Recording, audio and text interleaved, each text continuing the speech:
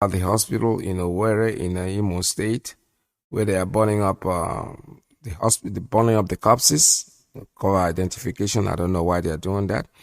All right, the management of FMC Owerri Aladima Hospital should not help masterminds of the genocide in Imo to cover up their atrocities by burning corpses of the victims in mass grave. This is from IPOB. We are the global movement of the indigenous people of Biafra, IPOB, under the command and leadership of Mazi Nnamdi Kanu. Our attention has been drawn to the plan by the Federal Medical Center, Owerri, and Aladima Hospital to bury our brothers and sisters who were innocently murdered and slaughtered in cold blood by the wicked Nigerian security operatives in Imo State in mass grave. The mortuary of FMC Owerri is filled with corpses of innocent Biafran youths slaughtered by the security forces in different parts of Imo State, and they now want to hurriedly bury them in mass grave. What an affront to our culture and tradition. What an insult to the spirit of the dead and the bereaved families. We are therefore warning the Chief Medical Director, CMDs, and management of these two hospitals, as well as the Commissioner for Health, Imo State, to quickly jettison this plan. It is inhuman to bury the victims in mass grave when their owners are still searching for them. The security agencies have always denied being in custody of the victims after abducting them, only for their corpses to be dumped at the FMC mortuary.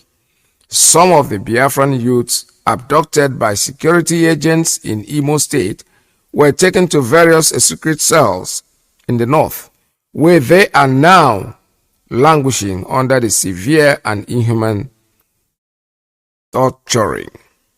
Hope Uzodinma cannot order for the mass murder of our youths in cold blood and also bury them in mass graves without investigations. His game plan to carry more favors from his Fulani slave masters with the untimely death of mass burial of Biafra youths cannot work. There must be proper and independent investigation of how the mortuary of FMC Owerri suddenly got filled up with the so-called abandoned corpses. They quickly put up a media publication to justify this atrocity. We warn Madam Achonu Jacinta to be careful with, or she will regret the memo she presented to the public. This is a ploy to cover up genocide going on in Imo State by Nigerian security agents in collaboration with Governor Hope Uzodinma. Hope Uzodinma extended his hand of attacks and killings in Anambra State to receive reward from Fulani.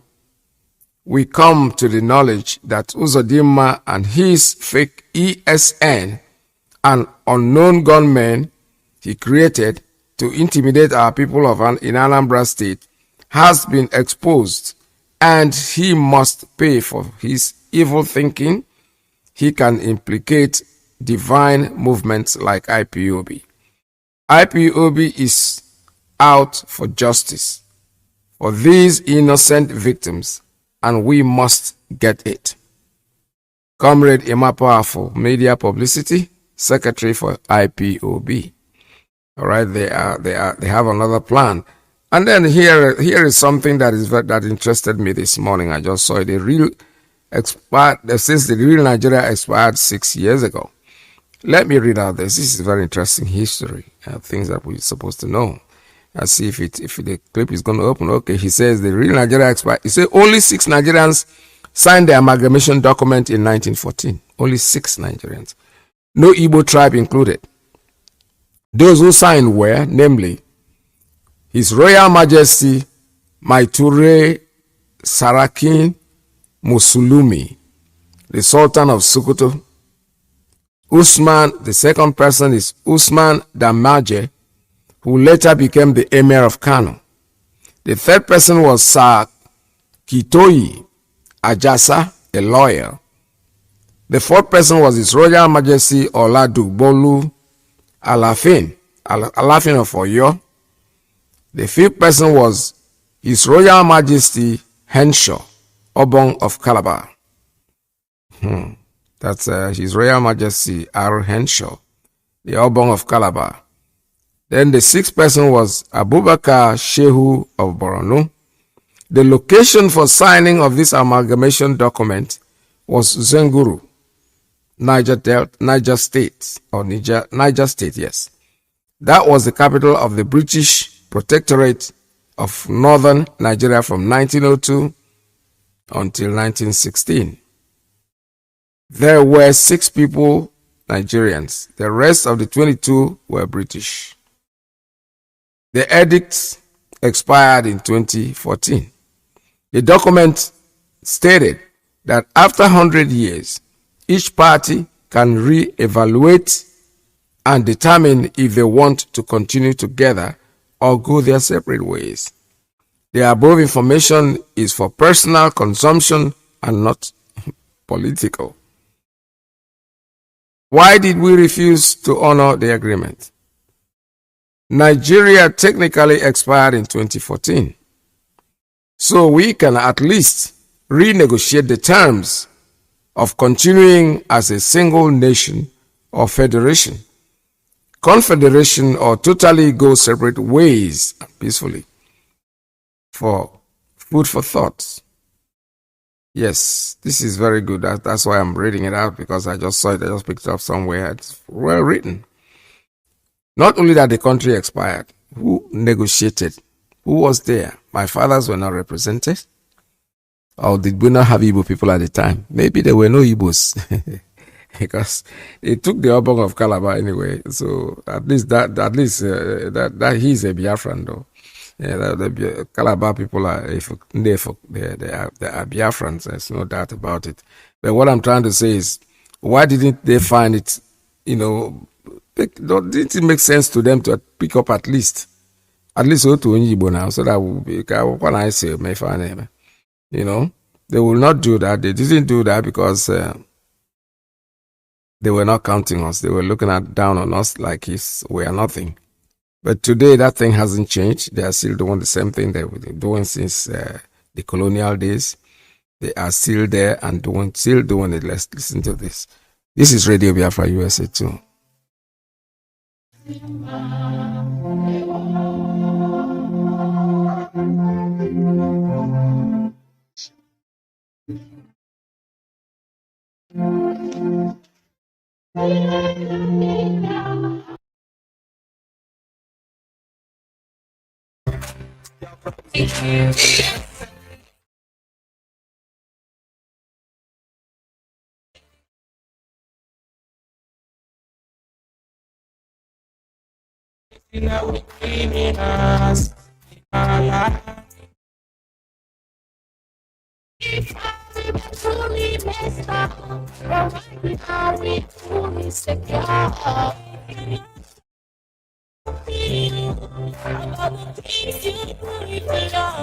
We're struggling to stand for our rights. We say thank you for protecting.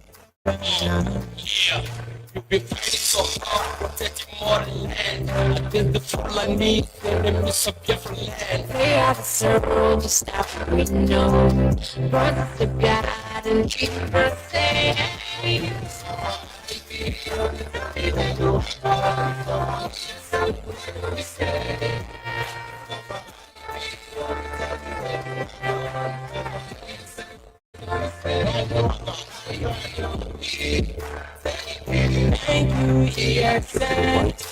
And say what you want to say, send your message across to us, and then we'll be able to analyze it from there. Allow other people to come in and do what they want to do. The line is open for you. Let's take this.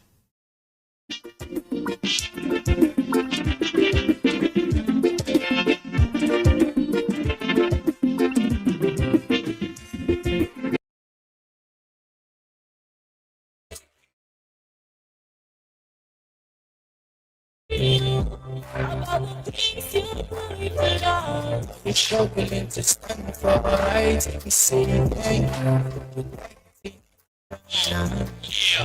You've been fighting so hard, protecting more land. Against the Fulani, enemies of Biafra land. We are the soul, just stop we know. Brothers of God and Jesus said.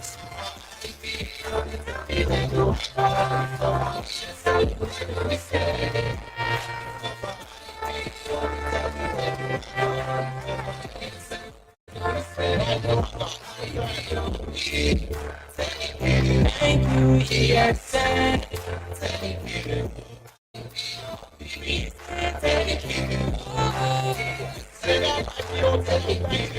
I say never slow down until our enemies are down. Yeah.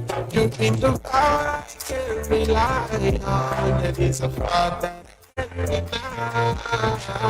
Soldiers like this one are protecting life. Prepare to kill today, we need it, you kill tomorrow. We say yes to you, yes, every day.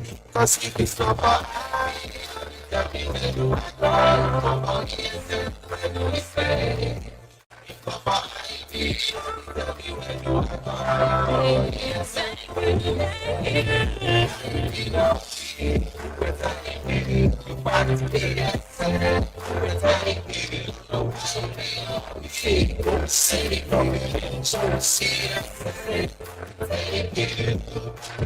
we are able to God for our power to the heavens.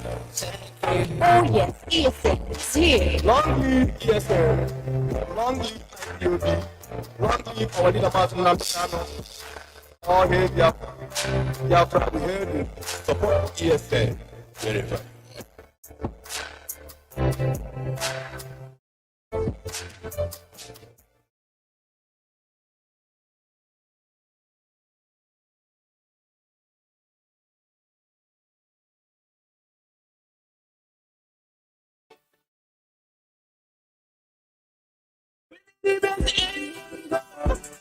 We keep on moving forward forever. We the great people, we the great nation. We love our unity. Anywhere we go, we the present our people. Yeah. We moving forward.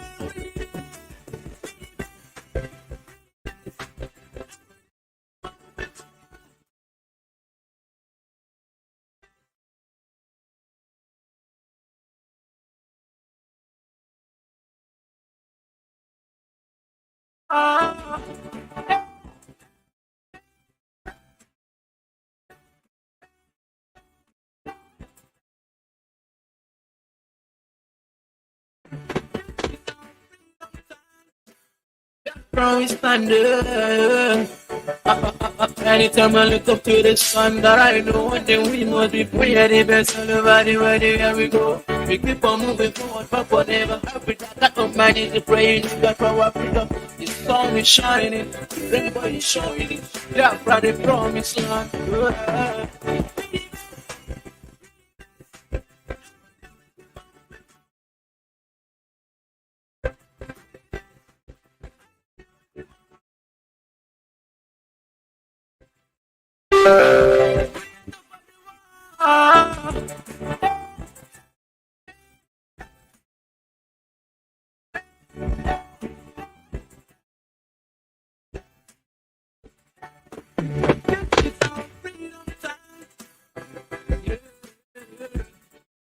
We keep on moving forward every day.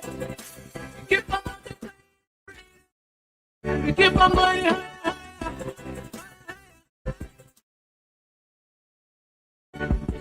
We the best.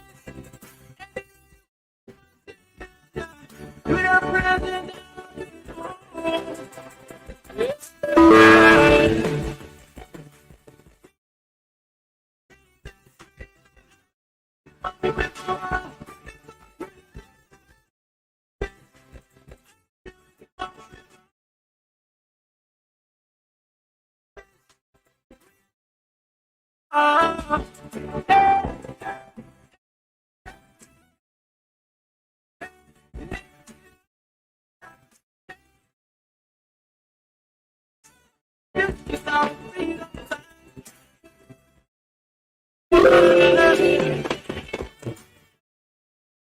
Once it uploading it. All this thing happened yesterday. There was a complete blackout with WhatsApp. WhatsApp was completely down yesterday here in America. So people were sending messages and trying to see if Nigeria has been locked out. So I just corrected them to let them know that it wasn't pertinent with Nigeria alone. It was all over the world, I think, because here in America we didn't know it was off actually. We tried to use them and we resorted to using the signal. So yes, signal was very important for us yesterday. We were able to make our calls through signal.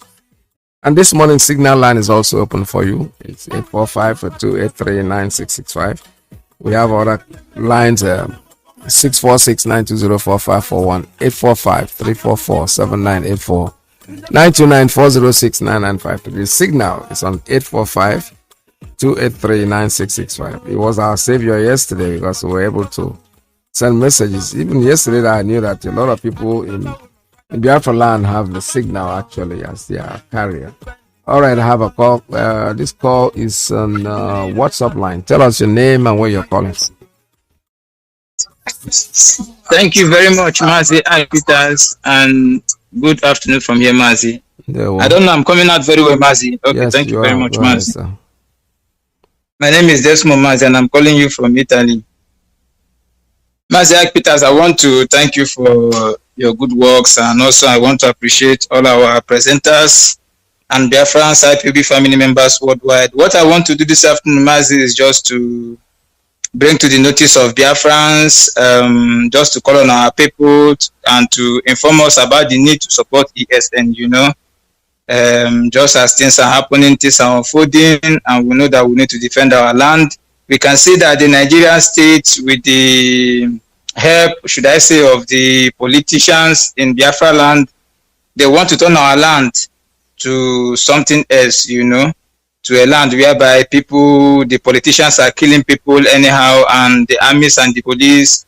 And we all know that all we have to do is to put our hands together and secure the land of Biafra. And to do so, we have to support our ESN, our security, and equip them very well. It is very, very important at this critical time of our struggle. So therefore, for Biafrans in Italy, these numbers are from IPOB National Body, signed by IPOB National Coordinator. If you are a Biafran, you are in Italy, please, and I said Biafrans, please, not IPOB family members, even friends of Biafran, we are urging everybody to please call this number and support ESN. The numbers are +39 35100 46055. I repeat, +39 35100 46055. This is IPOB National Coordinator's number in Italy. The second number is +39 3512 551274. I repeat, +39 3512 551274. This is IPOB National PRO number in Italy. Any of the number you call directed on how to support ESN. Mazi, I don't want to talk much because a lot is happening. All I want to do is to encourage our people to remain steadfast, to follow suit, because a lot of battle is in our front, and we have to join hands and fight it. We have to support DOS. We have to pray for them. We have to pray for our leader. We have to read our Psalms, We have to make sure that we follow the directives and the orders from the DOS, and so that victory will be ours. Thank you very much, Mazi Peters, and much. God bless you from here. Thank you very much. All right, yesterday I had a piece of information yesterday that yesterday was Monday, and people just sat at home too. They didn't want to go out yesterday. Well, if you're doing that, you are actually doing that on your own, because you've been told that the Monday sit at home is temporarily suspended. And meaning temporarily suspended means that it's not been cancelled completely, but you have been told that we want to take back control of that sit at home, because the hoodlums were taking advantage of it. The people who don't want anything that could sit down at home, and every Monday they go to the street and make a living by harassing people and collecting money from them. So we try very much. That's why we said it is suspended for now. If there's going to be any sit at home, you'll be informed, especially like the one that will be on the 21st of October, and our leader is going to court. If they don't bring him to court, we're going to sit at home. And after that, if they still don't bring him, there's going to be a perpetual lockdown. It's been announced over and over, and I hope that most of us are preparing ourselves for that, because I'm not sure if they're going to bring him. But if they want to try us, that's not a bad idea at all. All right, as they say, the test in the pudding is in the eating. So when you eat something, you know exactly what comes out of it. Caller, good morning. Caller, Good morning, Mazi. Hi, Peter. Thank you for giving me this opportunity. My name is Simon. I am calling from Ameria, Spain. Simon is from Umaka. welcome to the program. Fellow Biafra, I bless every one of you. Bless our able leader wherever he may be. Protect and guide him. Protect anything he put in the system. Anything the enemy might give to him that will disturb his head, future later, or can destroy it. I can't see how about how. So at last he will come out with victory. In the name of Chukwu be my praise. So, You see, Mazi Peter, there is something we are reading out. Something about amalgamation yes, a document. that's right. You know,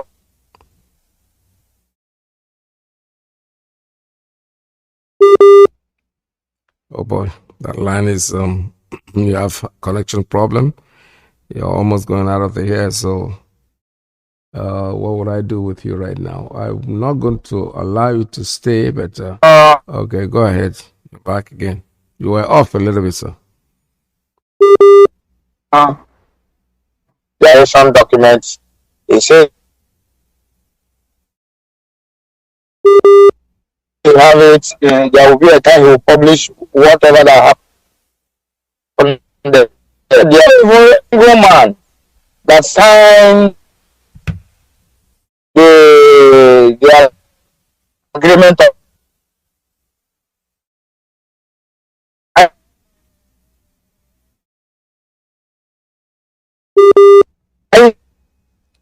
Yeah, I think your line is breaking. You are not. You gotta repeat this call, because it's no use. There's an interruption that is coming in the either somebody's calling you or you're having a Wi-Fi problem. Sir, you have to call us back. This is Radio Biafra USA 2. We are not getting what you're saying at all. Unfortunately, they have to take you out.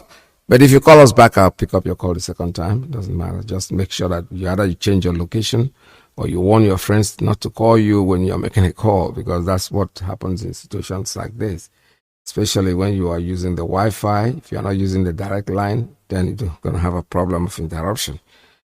All right, this is Radio Biafra. We're still taking calls at 646-920-4541, 845-344-7984, +1 929-406-9953. We're also on Signal. The Signal line is 845-283-9665. So call us. This line is still open for you, very, very open. And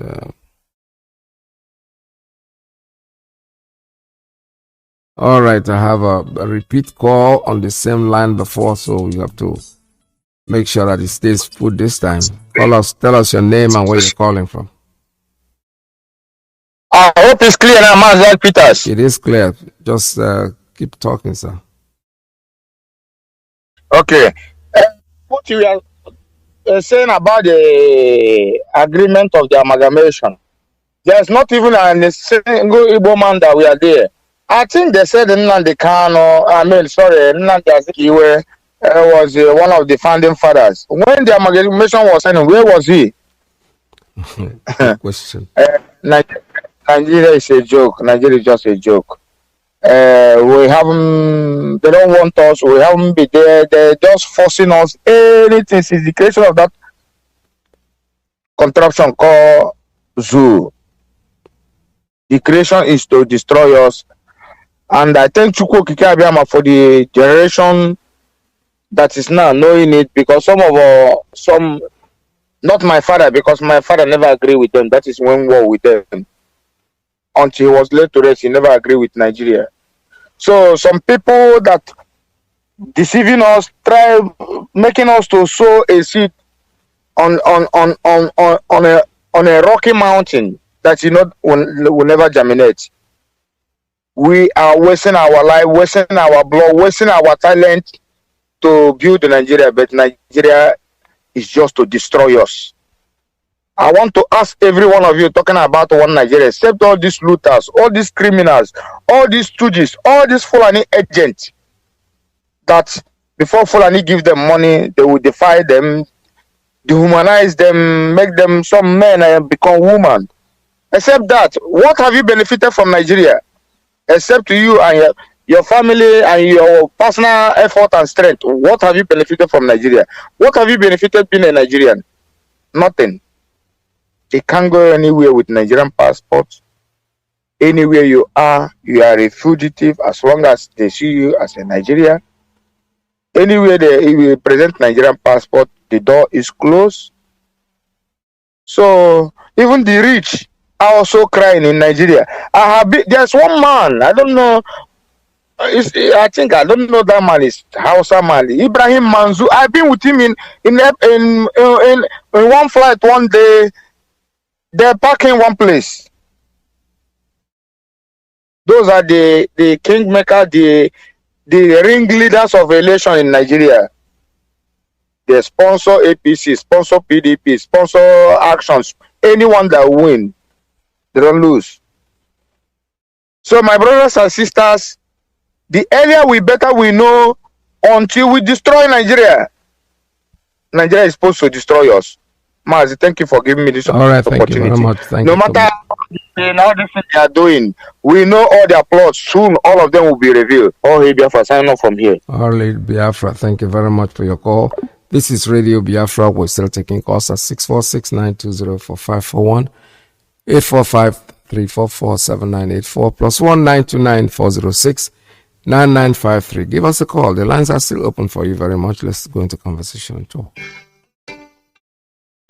Oh, nah. My original legend.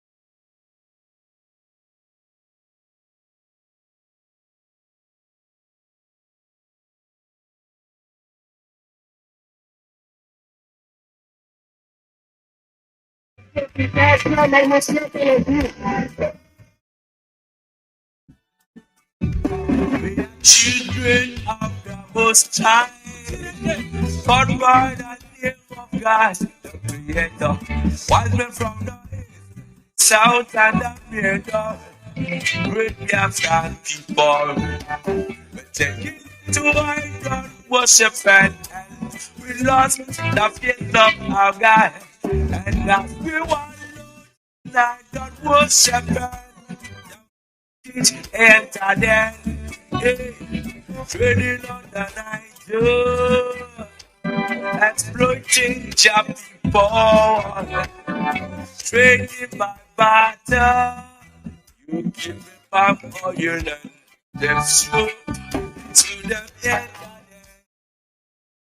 I brought in civilization, brought in religion. All right, let's take a call that's coming in on private line. Caller, good morning. Tell us your name and where you're calling from. Hello, Good Dr. morning. Ike Peters. Good afternoon from here. Welcome to the program. Yeah, my brother, thank you so much for picking my call. May Chukwu Abiyama Elohim bless you and guide and protect your family. The same greetings goes for my leader Mazi Nnamdi Kanu, even as he's still in the dungeon of DSS in the Zoo Republic, Animal Kingdom called Nigeria. May Chukwu Okabia keep on guiding and protect him, see him through in all his endeavors, in whatever he's passing through today for the sake of Biafrans. Elohim will keep him. No weapon fashioned against him shall prosper. Yes, this is my prayer this afternoon from here. In the name of Chukwu Okabia, I pray. He said. Mazi asked Peters, the truth about the whole issue is that these politicians, they can run around, they can do whatever they want. Biafran people have made up their mind for what they want. Or the most need of our lives is Biafra. It's the only hope, it's the only thing we look up and begin to see a good future for our children. And begin to see that life that will make all of us to begin to live life again like a normal human being. This is why all of us today has accepted and been pregnanted about Biafra, and we must deliver. So if they think that this operation, whatever they want to bring again in Biafra land, will stop us, these people are joking. We've been seeing Operation Python 1, Python 2, Python 3, Python 4, Python 10. It doesn't matter the type of operation you bring in Biafra land. We don't care. We don't care. Mazi Nnamdi Kanu said, he said, you will kill us, we will kill you. At the end, Biafra will come. That's right. These are not the time you come to Biafra and begin to kill our people and we will fold our hands and keep on watching you. No, we can't cry no more. Thank God we have people who can be able to do the needful when the time comes. So this time, the soldiers cannot come to Biafra land and kill us and go free. As they kill us, we will kill them. We will have to protect our lives. We can't allow them to use the AK-47 to come and kill our people in the name of Operation Python that or this or blood this or that and go free at the end of the day. No, it's not going to happen. So our people have made up our mind for what we want, and these politicians, we are asking them. The earlier, the better they begin to do what the people want by joining Biafra agitation and begin to advocate that we must be free from Nigeria. Earlier, the better for them, because every crime they are committing against our people, we are recording them. Yes. At the due time, they will answer. If we find them and we cannot see them, their children and their wives and their family, we pay. IPOB, we don't forget the killer of our own people. Yeah. As long as your hand is in the blood of our people, we will never forgive. Mazi Nnamdi Kanu have said that we will use you as an example for other people to follow. We will hang you in the front of the nearest tree near your compound, that your people will witness how we hang you, so that the generation that will come after you will know that Biafra land is nowhere you will soak your hand in killing our people and will leave you to go free. And we are still saying and warning Nigerian government that on 21st of this month, they must bring our leader Mazi Nnamdi Kanu to court. You've accused him, you've renditioned him from Kenya to the zoo, that he committed a crime. We want you to bring him in the court so that he can be able to answer for the accusation you are laying on him, because we have checked everything about Mazi Nnamdi Kanu. He has not committed any crime. His crime is that he said, I want my people to be free in this dungeon called Nigeria because we have no future. Nigeria has put their nails on our neck for many years till now. This is why whenever we finish school, we run away from Nigeria. Yes. Our people are full in diaspora because there's no hope for us. And we are fighting this freedom because of our young generation. We can never allow them to pass through what we are passing through today. It can never happen. Thank you. Rather, all of us we lower ourselves to grave for the sake of Biafra. So, Mazi asked Peter, I am thanking you for everything you are doing to your people. And I am still saying that our people should be watchful as they are bringing this their stupid pattern dance or blood dance or whatever they call it again in Biafra land in this season of Christmas. Our people should be watchful, and please watch your brothers back. Don't allow these people to kill us again and go free in this nonsense thing they want to commit again in Biafra land. And these politicians killing themselves in Anambra because of the election coming up this time around. Our people, please tell your children to go away from these people. Let them kill themselves as they're using DSS and army of the zoo to kill people in the name of unknown gunmen or whatever they call it. Our people should stay away wherever they're campaigning, wherever they're gathering. Please don't join them. And most especially, we are not going to vote in any election in Anambra State. We are not going to vote because the one who have voted, we have no future about it. Yes. We have no future. So, Mazi, please allow me to make this quick announcement. IPOB Austria links. Please, we are having our meeting this Saturday on 9th of this month. We are asking everybody must be in this meeting. IPOB links Austria. Please, whatever you are doing on Saturday, if you have any appointment, please, we are begging you to cancel it. We have much important things to discuss. Our leader, Mazi Nnamdi Kanu, is still custody of DSS. Please, if you don't come to this meeting, don't blame us. Because anything we decide, you have to take it. Please, we are begging you to come to this meeting. Very, very important. IPOB links. This announcement is coming from our zonal coordinator, Mazi Nnamdi.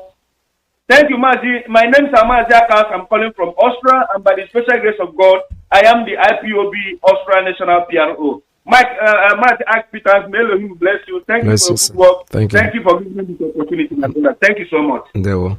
All right, this is Radio Biafra. I have another call coming in on what line is this? Principal Officer's line. Good morning. Tell us your name and where you're calling from. Good evening, Watchmaker. Welcome to the program. There will.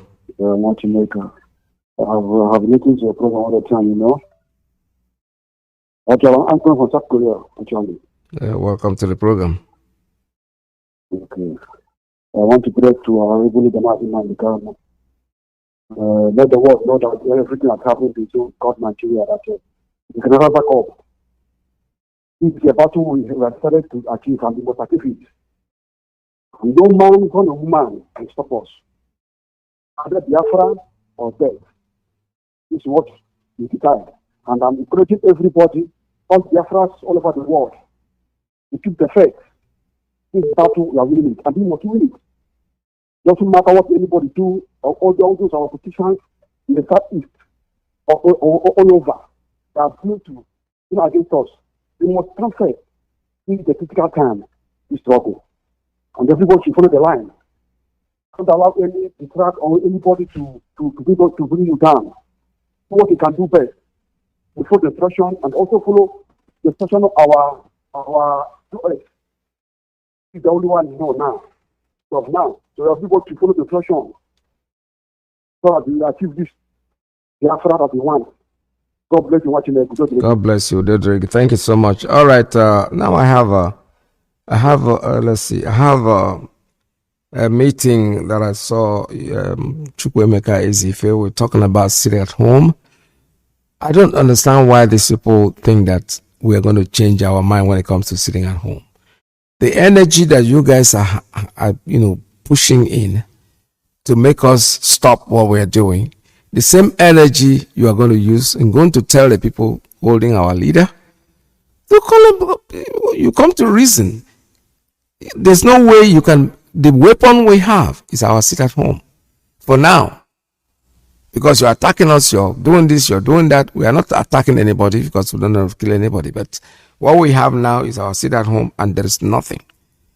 If you think you are very somebody thinks that he is in control or that he can say what people will hear, go there and tell the man, whoever is there that is claiming to be Buhari, go there and tell them, you know something? You better let this guy go. Be very vocal about it. Not when you say it to a point, you say, but we're going to beg him. Do you have to beg him to fulfill the law of the Constitution? Illegal adoption. You throw somebody into go to court. You don't take him out to court. You have to go and beg him. It's only in Nigeria that I hear this kind of thing. I'm telling you. It doesn't happen anywhere in the world where you have to go and beg the lawmakers to follow the law. They do something wrong, they do something wrong. So why do you have to go there and bow your knee and beg them? So please, you have to find a place in your heart. Oh, goodness me. Let's listen to this because I just picked it up yesterday. This morning, I actually listened to it a little bit before running my program this morning. So let's hear what they have to say. They're holding a debate here. Oh, okay. I think the opportunity we have now with Nnamdi Kanu in detention, Igboho in prosecution, is to pray God to let the conscience of the president cool down. You see that? Pray to God. We pray God to manage the mind of the heart of president. Let's now dialogue. This is a very good opportunity for dialoguing instead of insisting on any military or violent approach. There's no reason for anybody not to talk about even the president of a country like Nigeria, who should be very proud, to want to tear apart this country.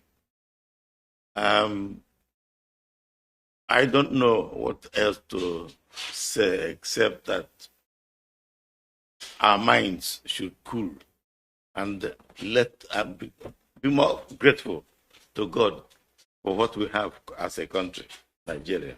And they said sit at home for 2 days. That shows how people feel about the role of the president in the circumstance. But sit at home every Monday.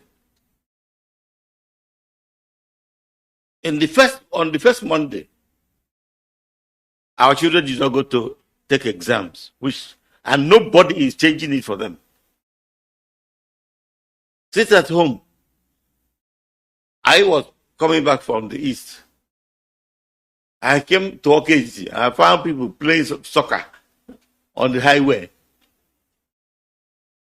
That is not the kind of culture we know of. Sit at home is not good. And I'm happy that when that was pointed out to Nnamdi Kanu, he clearly agreed with it and announced the cancellation of sit at home. But some people, like the ones who went and cleared the akara a woman was preparing, poured away the oil, and enjoyed themselves. Some people, we don't have angels, all angels at home. There are some people who again from disturbance. But we beg them, we should act, governor or no governor, the town union, the Igwes, our people, the bishops, we should let our people know the truth. Tell them the only truth. With this order of sit at home said to be made by our own people, there is nothing to recommend it. And all our people should go to work. That's how we survive. Every Monday, every Tuesday, every Wednesday, every Thursday, every Friday, every Saturday, every Sunday. No, because we praise God on Sunday. Otherwise, we work. All right, that's it. Just wanted to add this. You see, the point is that I am talking to this because he's a man that said he's the chairman of the Elders Forum, the Igbo Elders Forum. Yeah, he's the chairman. Mr. Chairman, with all due respect, I love what you said. It's not very bad. It's not a bad idea. But the truth is that you are pushing the onus to the people that are being oppressed. We are the victims. We don't have to. You said pray to God to change the heart of somebody to fulfill the law. You don't get anything from Fulani by doing all this begging and kneel begging, and be very resolute. Okay, we make money every Monday, Tuesday, we go to farm, we go to our business. Let me tell you guys something that you have to understand. Sitting at home, the effect of sitting at home is like the blood in your system. That you're cutting off the blood circulation in your body, maybe in your head. You're cutting off the blood circulation. The body's going to die. If you go to your feet and cut off the blood circulation and say, let there not be any blood running to my feet, I'm holding the blood in everything, that leg will die. So sit at home does not affect only us in Biafra land. It affects the entire nation. The man that is selling in Lagos will not see traders that will come from the east to support what he's doing. We are doing this sit at home because that is our only weapon. Somebody has decided to be violent. Somebody has decided to be against the law. Somebody has decided to be a tyrant. Somebody has decided not to obey the constitution that he swore to uphold. So we too, we have the right. What can we do? What exactly this is the only thing that we are doing, and we are going to keep doing it. We're not going to stop it. They sit at home, we are not going to stop it until you listen to our plight. People, what I want people to understand is when you're looking at this sit at home, don't look at it like it's in the entire region. If Newi sits at home today, it doesn't mean it's going to be at Newi alone. It's going to affect the people in Onitsha. It's going to affect the people in Calabar. It's going to affect people in Akwa Ibom. Only Newi. So sit at home is not just for us at home. What do you want these guys to do? They're already punishing them. They're already forcing them. No, this one is affecting them too. When the banks don't work, the people will start complaining. Now the people will revolt and go to the federal government and say, enough is enough. Leave this nonsense. But you see here and telling them, oh, you're going to beg God to help us to touch his heart. God, listen, sometimes they say God can do everything. But God has already given people knowledge of doing a constitution and saying what it's going to be. Why do you bother him again? To make you fulfill the constitution? It's your choice. You have a tyrant who is parading himself as Muhammad Buhari, who had died long time ago. We all know that. He is parading himself as what he is not. Now you're going to appeal to his heart. I bet you this is hypocrisy. This is sheer hypocrisy. It doesn't make sense to anyone.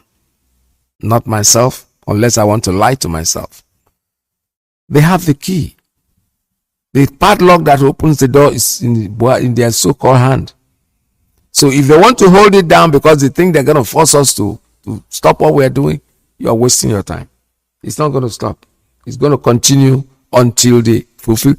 21st, if they don't bring our leader to court, you're only talking about Monday. This time is going to be perpetual. It's going to be 1 month. It's affecting them. That's why they're talking about it. If they after all, what do they want to do with us? They want to kill us, right? They want all of us to die. And now we are trying to starve ourselves. We're not eating anymore. They should pump it so that we all die.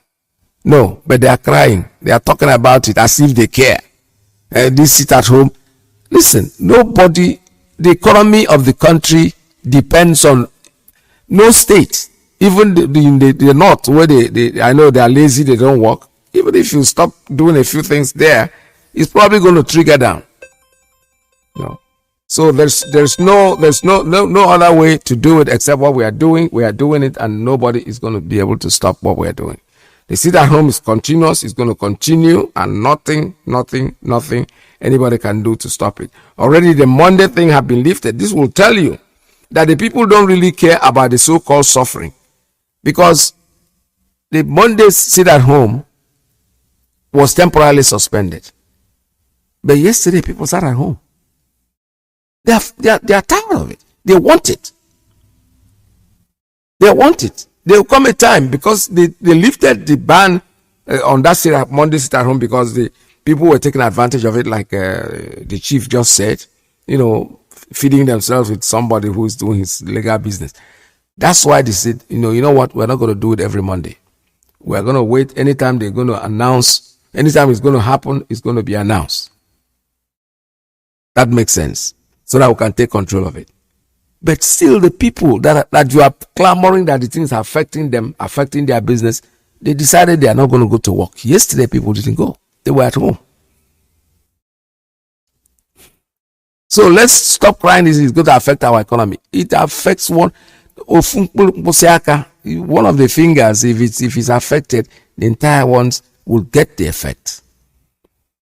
Anambra State, Biafra land is sitting at home. And you think those in Lagos will have fun? What of the luxurious buses that go to Lagos? It won't bring traders. So everything will be disrupted. The whole thing is hooked up. So if we have to do what we have to do to get what we want. This is Radio Biafra USA 2. My name is Mazi Nnamdi. I have a call coming in on, let's see. Caller on Principal Officer's line. Good morning. Tell us your name and where you're calling from. Yeah, Mazi, good afternoon from here. Welcome to the program. Yeah, my name is Ozemena. Mazi, may continue to strengthen you in the work you are doing for Biafrans. Yeah. I want to address two things here. Two things I want to address is one, our father, because I will call him our father. He's still our father, no matter whatever he does or whatever he says. He's still our father. Our father, Chukwuemeka Ezife. Yes. On the word, what he's saying about the sit at home and about whatever he's blabbling there. Sir, with due respect, we all know you and we all respect you as one of our elders. Because if you do good today, we will praise you. If you do bad, then we will come out and say that you did not do well. He is throwing his strength on us, on telling us Biafrans on what to do about the sit at home, while he is praying to God to change the heart of the tyrant in Asorok. Why can't he pray to God so that God will change our mind in the sit at home? Why can't he pray to God the same way? Why can't they throw that strength to Asorok to release our leader who has not done anything to the Nigerian government? These people, they are just blabbling and running around the bush without hitting the nail where they are supposed to hit it. All we want is for them to release our leader unconditionally because he have committed no crime. Right. Self-determination is in Nigerian Constitution. Self-determination is in African Charter. Self-determination is in the United Nations Charter. So why would they hold why should they hold our leader and be asking us and be telling us what to do? Then secondly, he said, Father, you are a man of God. We respect you. We do respect. Till next tomorrow, we will still respect you because we know who you are, and we respect you for who you are. You are begging for people to release Nnamdi Kanu. You are not. It is not. We don't need to beg them. We don't need to beg these people because begging these people, is like giving them more strength. That's right. We need to do what we need to do so that they will release our leader. The strength you are having and the strength you are putting on in begging us, you have to put that strength in those people that are calling themselves our elite, so that they will go to Abuja and pursue Asorok to leave our leader. And let us make this clear. Like Maz, you have said it openly, and the IPOB have made it openly. If our leader is not brought to court on 21st of this month, we are not going to sit at home again. We are going to shut Biafran land down. And the down we are going to shut Biafran land, nobody knows when it's going to stop. We are going to make sure we do whatever we have to do so that they will release our leader. And if anything happens to our leader, if anything happens to our leader, Nigerian government, you will hear it. Thank you, Mazi. Thank you for giving me this opportunity. Thank you very much. This is the straightforward message because we don't have a problem. You guys have the problem. So if you think you can put on energy to say you're crying against it at home, who wants to sit in the house? We have no choice. We have no other choice. Most of you are just saying, sit at home is not good, is this, is that. Not only our chief, the traditional ruler will respect the man because if he has been speaking honestly in support of what we are doing. Indirectly, he hasn't come to be direct. But the point I'm trying to make is this: if you think something is not good, it's easier to criticize. I call it blah blah blah. You have to run your mouth, say whatever you want to say. But the truth is, if you think something is not good and you do not offer a solution because you don't have one, why don't you just shut up? Stop fooling yourself. All of you can come out and say what. Look at the energy you all are putting in the thing. I watched Ifeanyi Oba on BBC. That was almost like basically in tears, honestly. But the same energy, you can use it. Come out plainly. Most of you who can speak. Regardless, if you talk, you die. You don't talk, you die. Why don't you talk? You want to tell me that there are few people in Nigeria today that can end this crisis, that can end this thing overnight. But you know something? They will not. They're going for the soft to the soft spot. The soft spot for them is let's beg these IPOB boys to calm down. You beg them to calm down. Meanwhile, the man that is holding us, that is holding the ace and everything, is the government. You are afraid to speak up against the government because you don't want to die. Well, you will die regardless, whether you support them or you don't support them. Let me take this call. Caller on straight line. Good morning. Caller on principal officer's line. Tell us your name and where you're calling from. Good morning, Peter. Welcome to the program. Thank you very much. My name is Chukwu Emmanuel. I'm calling from my location. I greet you once more for your effort on this journey. I greet my leader, our leader, Mazi Nnamdi Kanu, the only truthful human being I have ever seen in life. Yes, let me start for the agreement, amalgamation agreement. This agreement was made for 100 years. Agreement, when agreement is made, when it expires, the next thing is for those people that is involved to come together and decide, do we continue or discontinue? That makes you to be a human being. If agreement was made and all of a sudden the agreement expired and we are running whatever you are doing when the agreement has expired, you are trespassing what you're supposed to do. This agreement is there for people to know that Nigeria has expired for 6 years ago. Nobody is talking about it. The Fulani can come up and say whatever they want to say. Look at the man you call AZ for whoever. I don't know how many old the man is. I know the age I am today.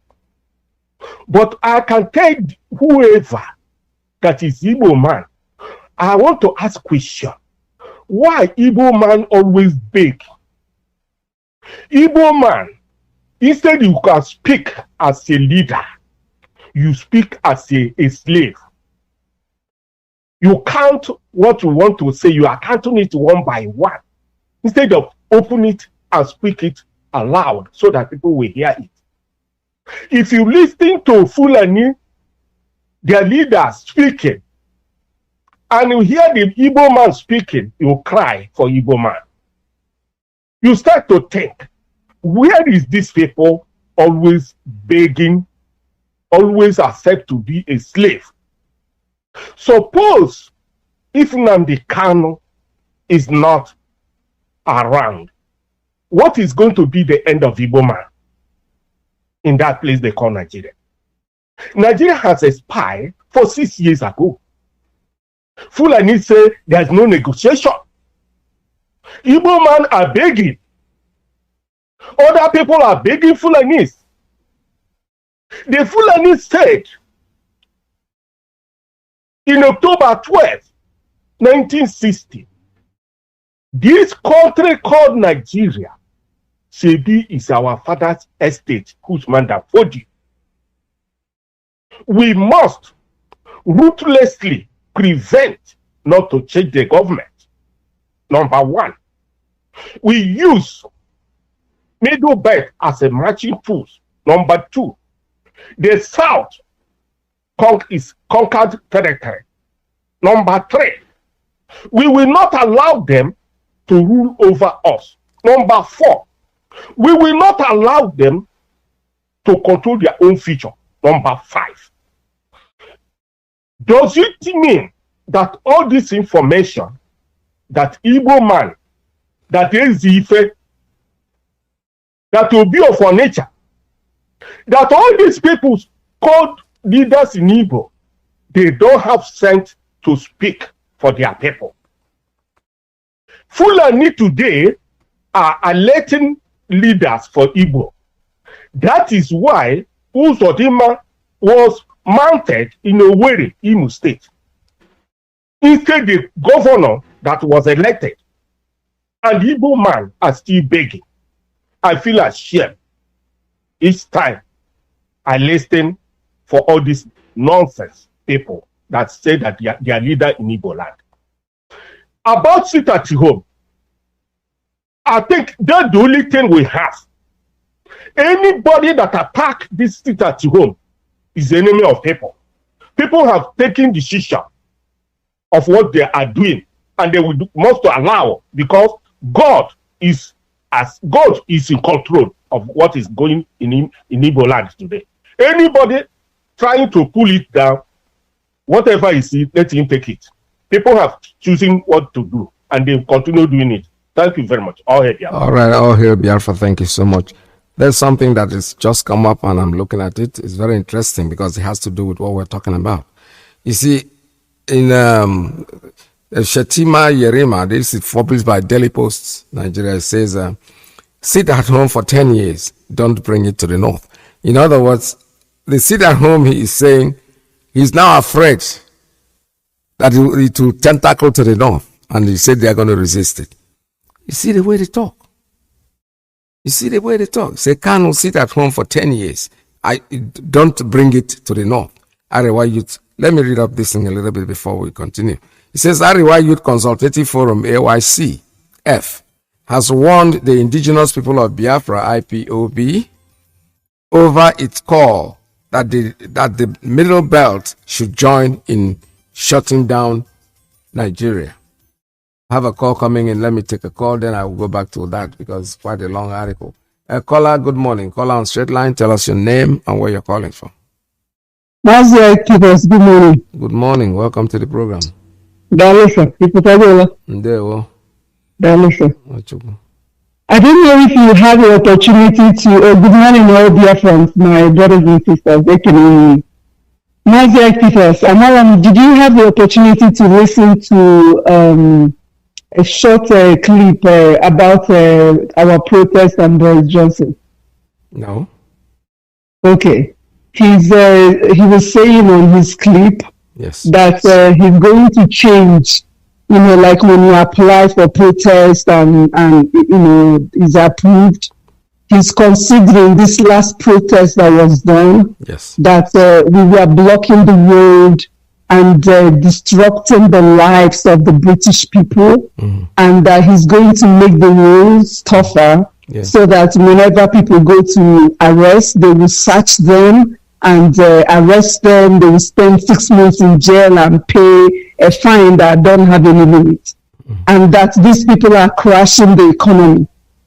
And so my answer to his clip is, Boris Johnson and disrupting the life of the British people, it makes them uncomfortable. That's right. That having roadblock is not good for British people, you know, and crashing economy is not good for British people. That same constitutional right that Boris Johnson has, which is everybody's right to protest and express the way they feel, is the same way that we Biafrans, we have the same right like they do. Right. Enough of this colonial master thing. They are disrupting our lives. You can't even go from point A to point B in Biafran land. And whereas Anambra State erosion takes away people's houses. When it's raining, they are praying that rain shouldn't come into their houses. Yeah. So my message to all Biafrans is, you see this our sit at home. Only do in most of his broadcasts used to say, or you tell us that we will get Biafra without shooting one bullet. Yes, right. And that bullet is that non-shooting of the bullet is our sit at home. Yes. I don't also know if you watched the stock market yesterday. Stock market yesterday was like almost 400, NASDAQ lost like close to 400, 500 points. That's right. Every Mondays, I know that, DOS don't want us to, but people that wants to are doing it. Yeah. Close to 600, 500 points yesterday. So now our sister at home, Biafrans, over 7 million and still counting, of those lives that died. They think they will just bury black blood like that and get away with it. They haven't seen anything. Okuyifolo Biafra. Yes. They don't get angry. If Anna say, are they not hearing? They don't get angry, but these people, when they get angry, they will fight that fight until Imaro. Yeah. They will fight it to the end, but they will never look for your problem. These terrorist people killing our children, somebody will carry a baby for 9 months. Nurture that baby, love that baby, memories with that baby. You just enter somebody's house because we have a dead president in Asoro. You just come into somebody's house and kill somebody's son. Most times the only son, and we know how important our boy, male figure is in our culture. Then you kill, sometimes the woman might be 50 years old or 60 years old and may not be able to have a baby again. So you've closed that lineage that they can continue. So these Fulani people, if you think you have the gun, you're waking up a sleeping tiger. That's right. When that tiger will awake, I'm telling you, you see that economy you think you have, that Britain is feeling the heat in Britain. America felt it yesterday. Watch China. China, the day we did the Friday, the 14th, and did the Monday, and then did another Friday, China paused like in that day. Yes. It crashed. So my brothers and sisters, I'm telling you, there is no reason. I was speaking with somebody yesterday. The person was telling me that the children are ill. He can't take the children to the hospital. And I was telling them, just continue to sit at home. Us that can be able to send something, support your siblings, people you know and you don't know. Yes. Anything you send them would help them in any sort. Yes. But what I'm trying to say is, this sit at home is going to be like a Biafran war without fighting bullets. Yes. At the end, when your child is sick, you go to the hospital without praying for money or begging. Your children and other people's children, everybody will go to the same school. So thank you, Biafrans, is working, and we are close to the end. Yes. And then to the election, they know what to do. They are just there killing themselves. You know what to do, all of you. You listen to our radio every morning. This VAT that you people are fighting about was talked about on this platform. Yes. Asking why we should be paying VAT for people that live in the UK. Few weeks later, you people fight VAT, and now you're fighting and taking the minds of Biafrans to recover your money that was stolen by the Fulani. So I know all of you people are listening. Look, from the Anambra, if I only because this doctor will look at and when she said to somebody, Mazi Nnamdi Kanu nọ na ebe unu debere unu ma ebe ọnụ kpọpụta na ya unu kpọpụta ya ndị na-arapụ ya bikos ndị ọzọ ama na-egbu mmadụ unu arapụ ndị anwụ na-aga ọ bụrụzie unu na-ekwu eziokwu ka unu egbu dọtị unu gbusisie dike mbosi ife dike iwu na-ya afụrụ ozi onye ya nọ n'ụlọ ọgụ dike.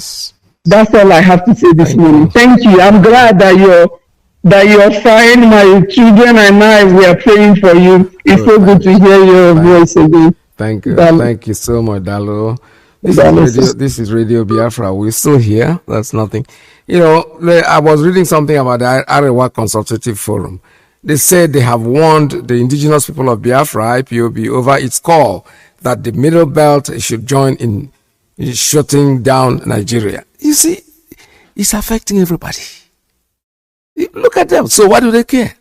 We are shutting down our own home. Like they call the Middle Belt and Dudua to join does not mean that we're going to force them to, because they are living in the same enclave, the same Kirikiri that you call Nigeria. They are feeling the pain like everybody else. If they are enjoying themselves, even the so-called Arewa idiot that is talking, who is he? You know, when you look at this, Shetima, it says his name is Yerima Shetima, national president of Arewa Youth Consultative Forum, said IPOB, the Southeast, can sit at home for 10 years, but they should stay away from the North. I'm going to see how you're going to do that. All right. The truth is they're all crying. So look at somebody, my sister, someone who just spoke about Wall Street and the rest of them. The thing is affecting everybody. We are going to prevail. We are going to succeed. In the end, our leader told us, they will kill us. We will kill them. But in the end, Biafra will come. That is it. QED. I wasn't very good in maths in the high school. So when I see the people doing the math thing, I look at them like Nandi and Ayala, but they don't. And Ayala, because when you see the way they are solving it, they are going from where the unknown to the unknown, and before you know it, they arrive at the answer. MHD, QED, what they have demonstrated it. I knew that didn't know those things were scary for most of us. People like me, honestly, I wasn't very good at it. So what we are trying to say in a nutshell is that it's affecting all of them. Stop asking us to stop, because we are not going to stop the sit at home. No. What we are going to do is that we're not going to abuse it, but we're not going to stop it. Obviously, the question of stopping it is a no. And when they Jarafia yesterday, a lot of people sat at home yesterday. It wasn't you. You can't force them. You know, the truth is, you've made the law, you've said it already, they have already started it, and they're going to continue doing it. So let them stop fooling themselves by trying to stop us. Go to the people that is holding our son, Mazi Nnamdi Kanu. Tell them to bring him out.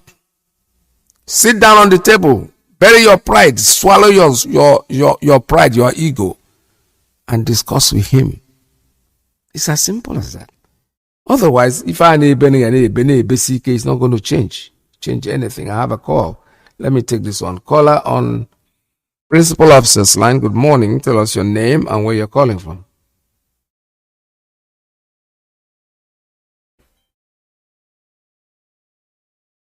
Caller, good morning. Yeah, good morning. Welcome to the program. Yeah, Annie Peter. May God bless you. There we go. My name is Mr. Chukwudi. I'm calling all the way from Switzerland.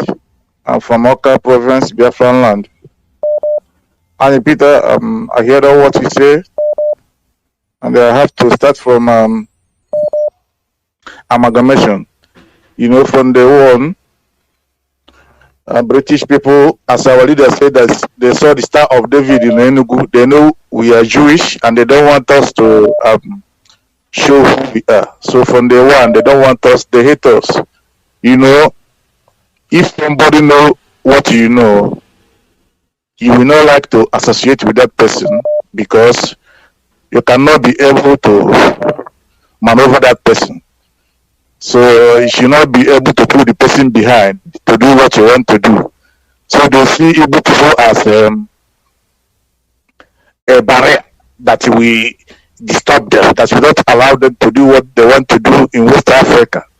So that is why they always put Igbo people behind. Whatever they want to do, they will go at the back. They say that we don't have a king. They say because to talk to us, it's very difficult for them to talk to us because we don't have somebody like Sadona or Sokoto that they will just give bribe and he will hear other people talk to other people. In Igbo land, everybody talk for himself, so it's difficult for them. This is why they go to Sokoto and somewhere else where they do slave trading business. They take their people as slaves and and one person will talk for the whole nation. So they go there and talk to 2 people or 3 people and say they amalgamate. Then if they come to Igbo at that time, the Igbo people will take them, let us sit on the table and talk how this country will function before amalgamating us. So they run away from that. This is why they do not bring even one Igbo person to talk, because they think that with the wisdom of Igbo people, that person may destroy what they want to talk to others. So the second one is about Ezife. Ezife is a politician. He's a politician. And for me, I will never trust any politician unless he's dead. I don't know if you understand what I'm saying. Ezife is a politician, but now he's broke. He's out of money. But people don't understand. He's not out of money. People think that he's with indigenous people of Biafra, or he's with Nnamdi Kanu because sometimes he will go to Abuja in the court and make blah blah blah. He's not with us, but he just want to be playing that political game to show the Fulani and the Afro that look, I'm with these people, I'm talking to them, I'm their friends, I can control them. I can tell them what to do.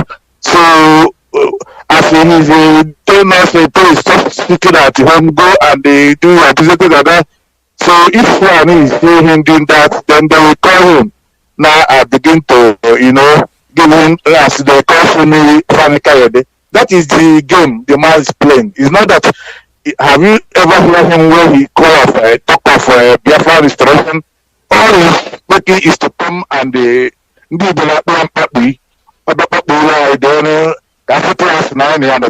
see the opportunity. He will now use the opportunity and get the this thing of the tension of people and give them conditional, tell them what he wants. This is what he's doing. He's not with us. So we should not listen to all this politician who is prodding and talking to justice of Biafra what to do. But they are afraid of talking to the Islamic demos that come from Sahel. Thank you. That is not even 1% of the population. They cannot talk to them like a human being, like a man, like an indigenous person. But they can be mad to be talking to Biafrans like Hitler. But when to talk, they will begin to beg. They will begin to compromise. They will begin to say, this is not the way we want it. Just peace, the way you treat others, please treat us like that. We are the same country. If you say, they will begin to beg. But when they come to IFO, they will begin to run. That is here near running. But you cannot deny that is holding the indigenous states after the war. So, I have something for them. Thank you. Once our leader said that picking a gun is like breaking a vision. Once you break a vision, you cannot go back to being a vision. Since we have taken, our leader have taken up this flag, dragon flag, it never come down anymore. Since the ESN have taken us, they never drop it anymore. As if we have taken the Nigerian flag down, it can never go up anymore in Biafra land. And this is how we move step by step. Thank you. Let's go. Round it up. Round it up. Whatever the position is talking, we don't care. And it will happen either they are dead or they will be alive, seeing it happening.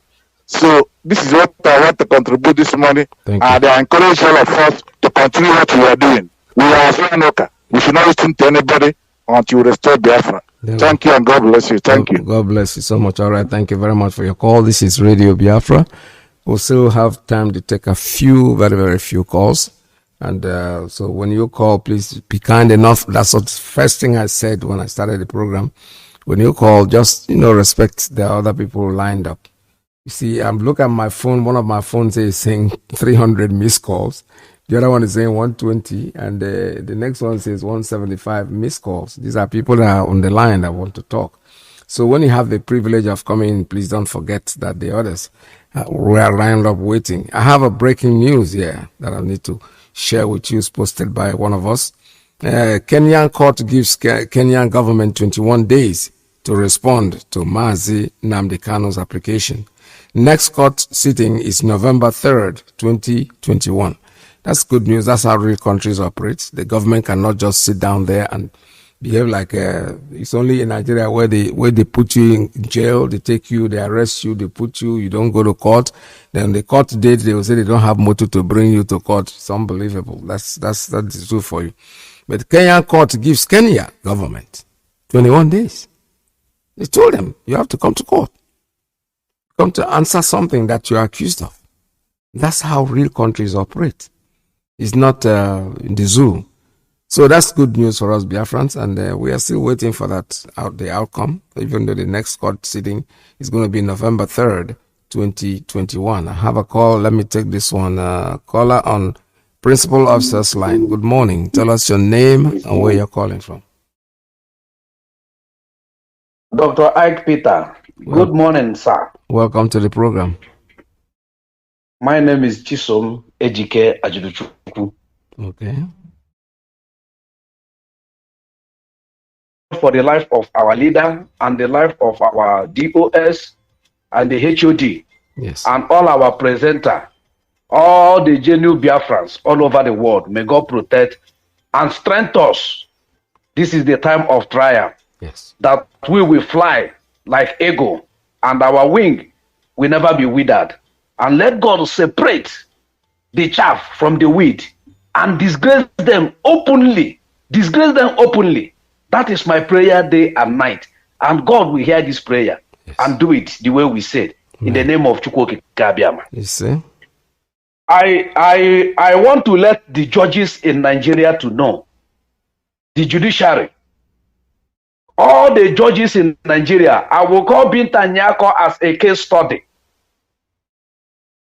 That useless constitution that you people are still using it today. Say when you get a suspect, he will not spend more. And if the matter will proceed in the courts, they will remind the person to ATM, the waiting trial, where the person will stay, and coming to court till the case will be finalized, judge. The house of SSS, their office, is not a waiting trial. The house of SS is not a waiting trial. That place is a charge office. It's a guard room that they will charge the person to court. And somebody are not supposed to stay there more than 24 hours.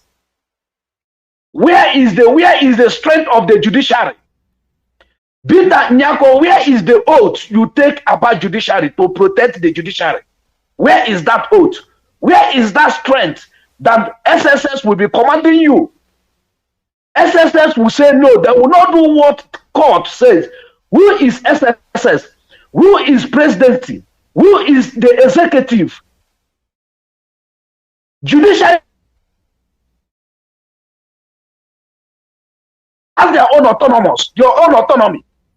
They are not under the presidency. They are not under anybody. They have their own wing to fly. Why will you people bring yourself so low?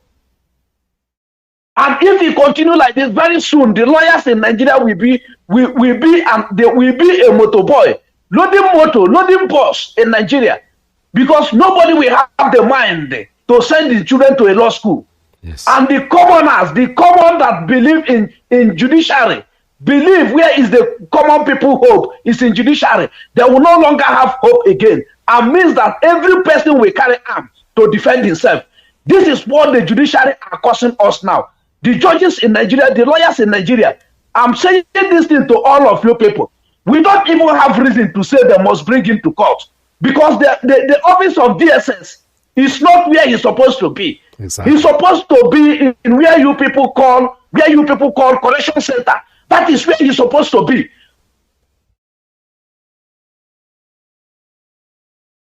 To provide vehicle for you people to bring him to court. And you people have a private jet to fly up to Kenya in another man country, how many thousands miles away, to go and bring him, to go and kidnap him back in Nigeria. And now you people don't have vehicle to bring him in the court. And somebody will come up and tell us not to sit at home. Who the hell is that person? What you people are calling us? Can you know what are you people are calling us? Do you people think that we don't know our left and right? Do you people think we don't know our left and right?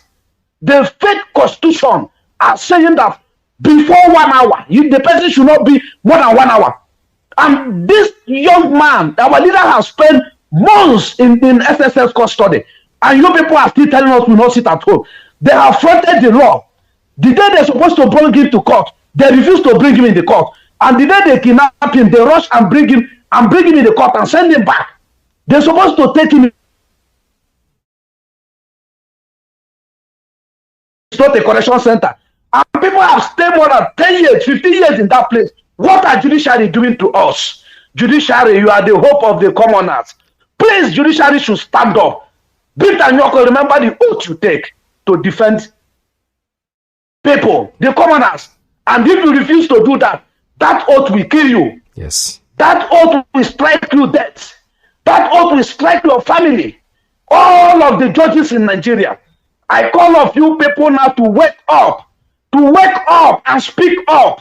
To wake up and speak up. All the son in Nigeria to wake up. Malami not supposed to be a court clerk. He did not even qualify to be a court clerk, and he became a SGL. What the hell? What the hell? We say all the judges should stand up now. This thing will not stop at this level. We will take this thing to every level. It's better all of us die off, and we have no life to live again than to live our leader. There. That is where I will stop so far. May God bless you, I Peter. God bless you. God bless you too, my brother. Thank you very much. You said something very interesting. If they have the means to go to Kenya to hijack him in a jet plane and bring him in, they don't have logistics. They don't have enough vehicles to bring him to court. They are the guys that arrested this guy. You put him there. You know, Nigeria is tyranny is a better word for this kind of government. I have never seen anything like it before anywhere in the world. But you know something? We can continue sitting at home. People can agitate and talk and condemn whatever we're doing. Prepare yourself because more is yet to come until they bring our leader out. You see the people in the north, they're already panicking. Then those of us in the east, they are afraid. It will trigger down because the pain is, everybody's feeling it. Oh yes, everybody's feeling that pain, and that pain will continue. There's no way we are going to stop. All right, with that, I'm going to have to shut down all the phone lines. We can't take any more calls for today. Tomorrow is another day, but God's willing, we'll all be here, heady and sound. Stay tuned, don't go away, because Mazi Nnamdi is next. He's coming in, but I still want to remind you that Biafra is our religion. And in Radio Biafra, that's where we worship. Stay tuned, don't go away, because Mazi Nnamdi is coming in next. Radio Biafra is hammering everywhere in Biafra land for now. More stations are coming.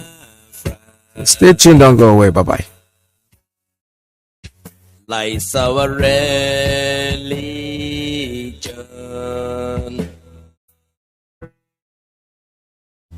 the last hope we have.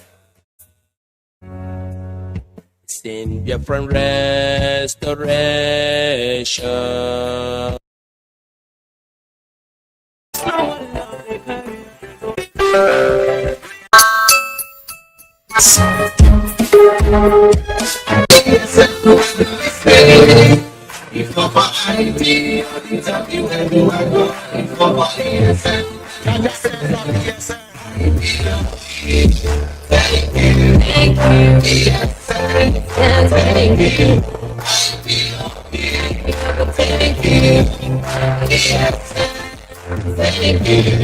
Yes, that is sitting out with criminals in our land.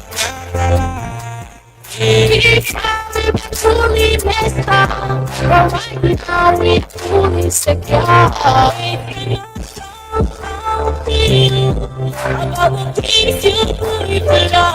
We're struggling to stand for our rights. We say thank you for protecting the. I am not a Nigerian. I renounced everything to do with Nigeria on or around the December of 2015. I am a Biafran and I hold British citizenship. Only upon a clear pronouncement of the intentions of that very court, which I suggest to them, to be free of any interference from the executive, will this very case move forward. The circumstances surrounding the invasion of my house, the invasion of the home of His Royal Majesty, is Israel Okukan. You must know that my father's name is Israel, and it means a lot. Going forward, there must be guarantees by the international community so that this case can proceed, and I will prove once and for all that there is something fundamentally wrong with the brain of those that run Nigeria, because I will demolish them in a court of law. For now, let me restate my position that I committed no offenses known to law. What they are charging me with doesn't exist, and they know it.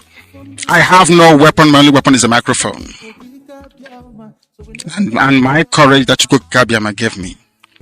But it's up to those who persecute me to see reason to call their troops home. Let me state also categorically that IPOB worldwide is committed to the liberation of the land of Biafra from the shackles of tyranny. And we will not relent until a referendum is conducted. If you want us to do anything with you, if you want us to conduct any form of participation in whatever it is that you're doing, there must be a referendum to decide the quest for self-determination for Biafrans. That is our red line. It is not negotiable. We intend to achieve our goal through any means recognized by national and international laws. My fellow Biafrans, my compatriots, please indulge me to sincerely thank the State of Israel, the persecuted Jewish community in Biafra land, and Israel, and worldwide, who through their prayers and actions contributed in no small measure in assuring my physical safety and well-being. May Chukwu Okike Abiama bless the land of Biafra. May Chukwu Okike Abiama bless the land of Israel. Our destiny is before us, and nothing is going to alter that very path. Southeast and South-South are one. There is nothing like Niger Delta. There is nothing like South-South. There is nothing like Southeast. All we have is Biafra. Our mothers in Akwa Ibom protested. Our mothers in Iguacha protested and are still protesting. Okonko is an Annan culture. Abariba people are descended from Akwa Ibom, Ibibio land. Ekpe is of Efik culture. But you find all these things in Igbo land. The divide and rule tactics of the colonial era and the internal hegemonic tendencies of Kowari One North have perpetuated these historical distortions. Ekwensu na-agba mgba n'efu. IPOB stands on the truth. We do not move from our position. And our position is very simple. Without referendum, nothing will happen. They are registering little children in the north as usual. They are doing all they can to hold the people down in bondage. IPOB will not participate in such charade. It is not possible. We are civilized people and we play by civilized rules. There is nothing anybody can do to dissuade IPOB from following this path of total liberation of the land of Biafra. It is sacrosanct. It is not negotiable. My fellow Biafrans, as I've always said to you before, and I will continue to reiterate, those of you that stayed the course during my absence, my enforced absence, those of you who diligently pursued the path of truth and of hard work and of discipline and application will be rewarded with the coming of a free Biafra. We are not like other people, because as I once reminded you before we came, there was nobody like us. Now that we are here, they pretend, they copy, they emulate, they fabricate falsehood, that they can never be like us. Long after we are gone, they will wish we lived forever. IPOB is very special, exceptionally special, the largest mass movement in the whole world by none. And we did it because Chukwokika Biama is with us. We did it because Chukwokika Biama created IPOB himself. And we are here to pilot its affairs. We will not prevaricate. We will not stop. We will not slumber until Biafra is fully restored to its former glory. Anybody in doubt as to our resilience and our determination to restore Biafra is not only mistaken, not only misguided, but needs to see a psychiatrist, because we are not stopping. I am Nnamdi Kanu and I don't stop until I get what I want. Thankfully, my enemies know this, and they know what is to come. I thank each and every one of you from the bottom of my heart.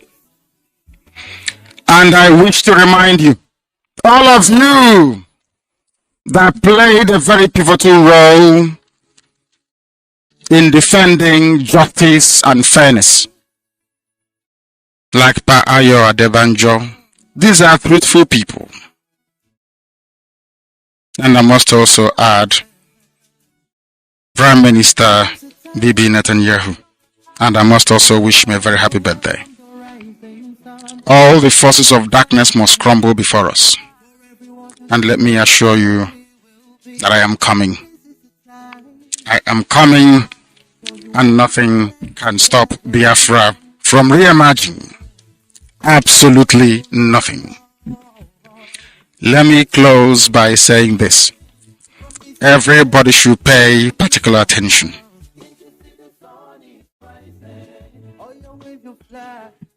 In my distress I cried unto Elohim. Adonai El Shaddai Chukwokika Biama Purimi Henino Nyenef Anayemefa Arose. I'm not an idol worshiper. Chukwokika Biama will kill me any day I do. I came to Jerusalem, you call it Jerusalem, where I prayed many years ago, and I had this revelation that Biafra will be restored. There is only one creator, not two, not three, not four, only one. If only our people can understand it. If only our people can follow the light, they will be liberated, but we are getting there. Deliver my soul, O Elohim, from lying lips and from a deceitful tongue, those of them that lie and deceive.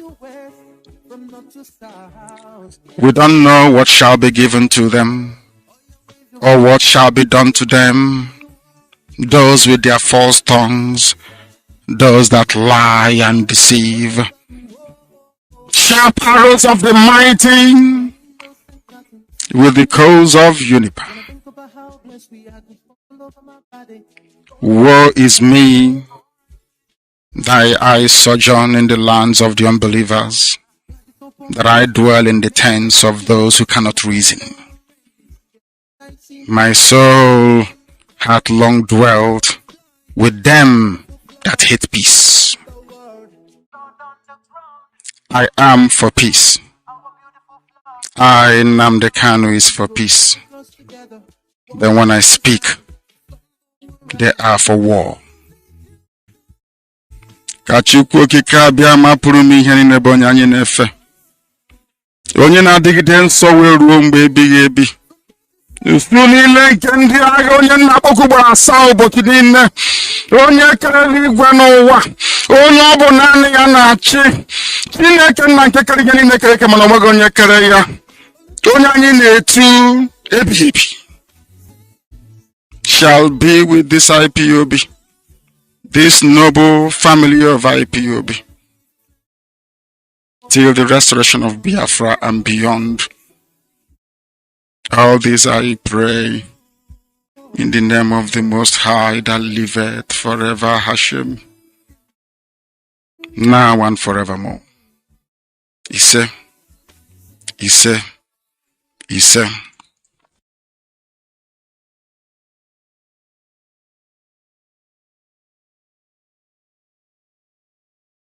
I am not a Nigerian. I renounced everything to do with Nigeria on or around December of 2015. I am a Biafran and I hold British citizenship. Only upon a clear pronouncement of the intentions of that very court, which I suggest to them, to be free of any interference from the executive, will this very case move forward.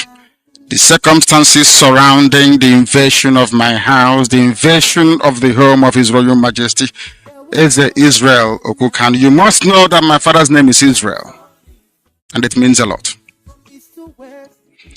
Going forward, there must be guarantees by the international community so that this case can proceed, and I will prove once and for all that there is something fundamentally wrong with the brain of those that run Nigeria, because I will demolish them in a court of law. For now, let me restate my position that I committed no offenses known to law. What they are charging me with doesn't exist, and they know it. I have no weapon. My only weapon is a microphone and my courage that Chukwu Kabiama gave me. But it's up to those who persecute me to see reason to call their troops home. Let me state also categorically that IPOB worldwide is committed to the liberation of the land of Biafra from the shackles of tyranny. And we will not relent until a referendum is conducted. If you want us to do anything with you, if you want us to conduct any form of participation in whatever it is that you're doing, there must be a referendum to decide the quest for self-determination for Biafrans. That is our red line. It is not negotiable. We intend to achieve our goal through any means recognized by national and international laws. My fellow Biafrans, my compatriots, please indulge me to sincerely thank the State of Israel, the persecuted Jewish community in Biafra land, and Israel, and worldwide, who through their prayers and actions contributed in no small measure in assuring my physical safety and well-being. May Chukwu Okike Abiama bless the land of Biafra. May Chukwu Okike Abiama bless the land of Israel. Our destiny is before us, and nothing is going to alter that very path.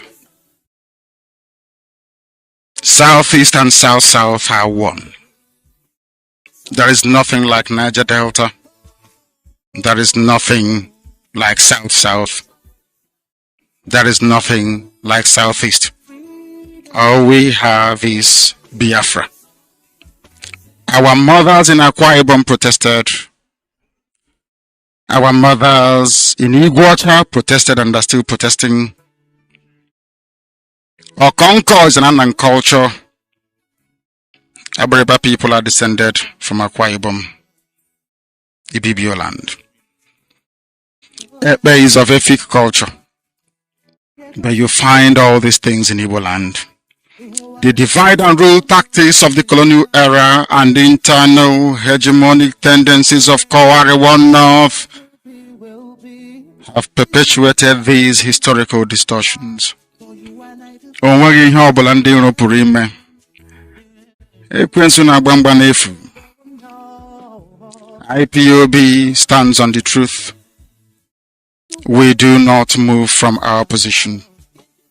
And our position is very simple. Without referendum, nothing will happen. They are registering little children in the north as usual. They are doing all they can to hold the people down in bondage. IPOB will not participate in such charade. It is not possible. We are civilized people and we play by civilized rules. There is nothing anybody can do to dissuade IPOB from following this path of total liberation of the land of Biafra. It is sacrosanct. It is not negotiable. My fellow Biafrans, as I've always said to you before, and I will continue to reiterate, those of you that stayed the course during my absence, my enforced absence, those of you who diligently pursued the path of truth and of hard work and of discipline and application will be rewarded with the coming of a free Biafra. We are not like other people, because as I once reminded you before we came, there was nobody like us. Now that we are here, they pretend, they copy, they emulate, they fabricate falsehood, but they can never be like us. Long after we are gone, they will wish we lived forever. IPOB is very special, exceptionally special, the largest mass movement in the whole world bar none. And we did it because Chukwokika Biama is with us. We did it because Chukwokika Biama created IPOB himself. And we are here to pilot its affairs. We will not prevaricate. We will not stop. We will not slumber until Biafra is fully restored to its former glory. Anybody in doubt as to our resilience and our determination to restore Biafra is not only mistaken, not only misguided, but needs to see a psychiatrist, because we are not stopping. I am Nnamdi Kanu and I don't stop until I get what I want. Thankfully, my enemies know this, and they know what is to come. I thank each and every one of you from the bottom of my heart. And I wish to remind you, all of you that played a very pivotal role in defending justice and fairness, like Pa Ayo Adebanjo, these are truthful people. And I must also add Prime Minister Bibi Netanyahu, and I must also wish him a very happy birthday. All the forces of darkness must crumble before us. And let me assure you that I am coming. I am coming, and nothing can stop Biafra from re-emerging. Absolutely nothing. Let me close by saying this. Everybody should pay particular attention.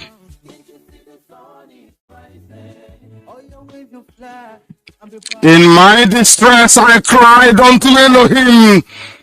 Adonai El Shaddai Chukwukika Biama Purimi Henino Nyefanagime Farose.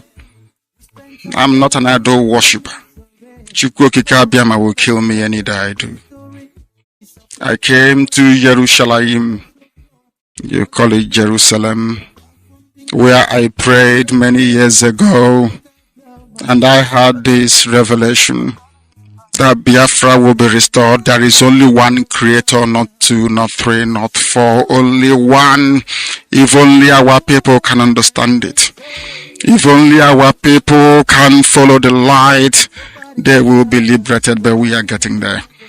Deliver my soul, O Elohim, from lying lips and from a deceitful tongue, those of them that lie and deceive.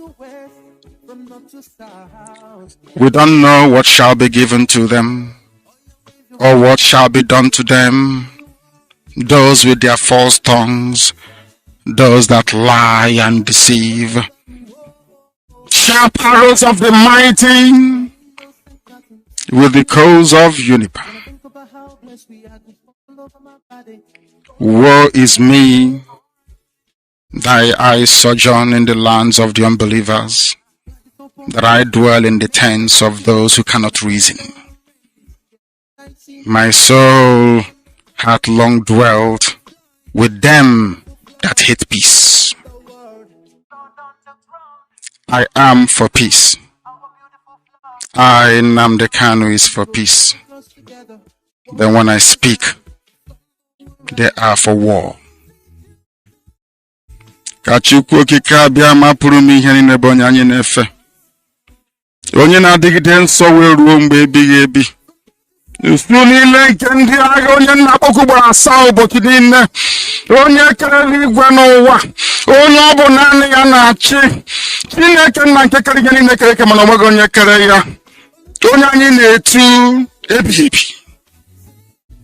shall be with this IPOB, this noble family of IPOB, till the restoration of Biafra and beyond.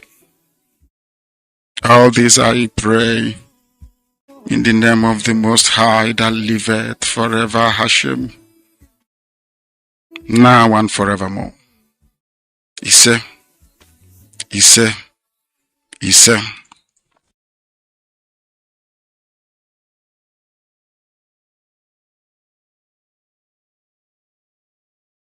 I am not a Nigerian. I renounced everything to do with Nigeria on or around December of 2015. I am a Biafran and I hold British citizenship. Only upon a clear pronouncement of the intentions of that very court, which I suggest to them, should be free of any interference from the executive, will this very case move forward. The circumstances surrounding the invasion of my house, the invasion of the home of His Royal Majesty, is Israel Okukan. You must know that my father's name is Israel, and it means a lot.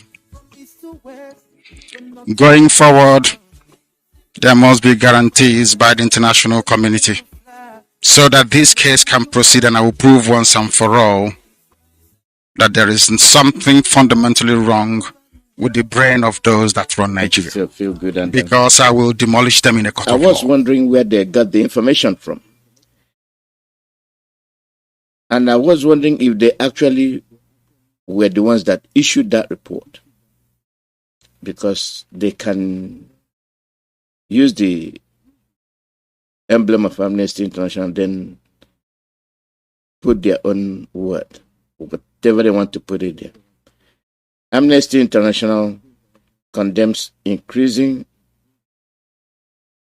violence across Southeast states that is endangering lives. We condemn assassinations and attacks on government and people.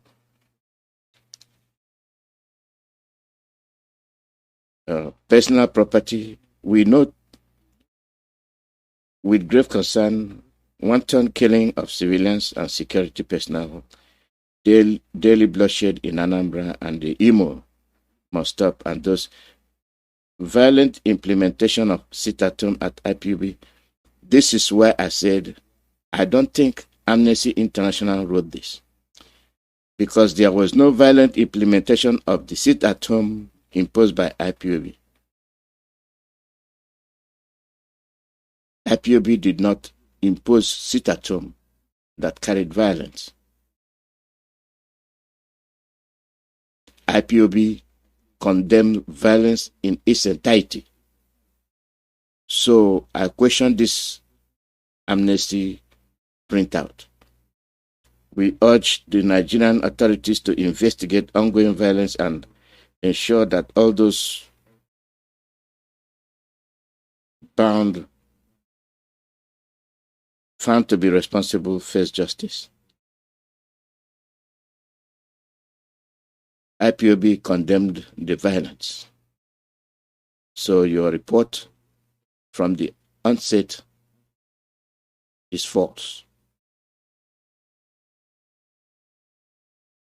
The assassination is political tug of war. IPOB has nothing to do with it. Therefore, you are biased in your write-up if you actually wrote that. And I very much can assure that Amnesty International did not write that.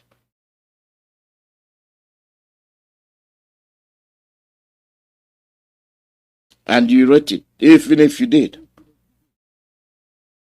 you must have tried to appease the government. Now they are exposing the activities of the government, you want to be partial. By saying, oh, it's not the government, it's the IPOB. That is the style that most of you have introduced. You kill somebody, you point to IPOB.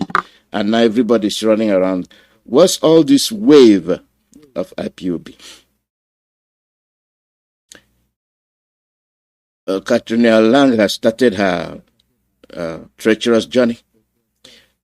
We want Nnamdi Kanu released. No trial. He did not commit any offense.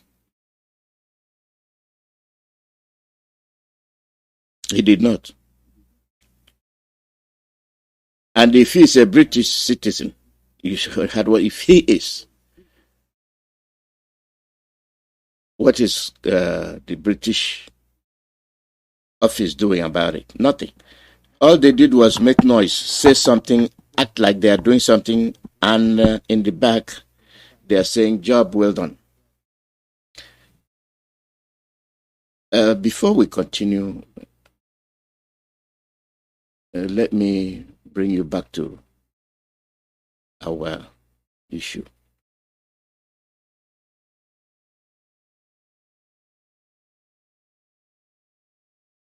Listen very carefully to this exchange between Sheung and Abaribe. And after that, I'll inject some more poison into it, because we don't understand. This is in continuation of my broadcast yesterday. We act like zombies. We act like dummies. We don't react to issues until it consumes us. Southwest.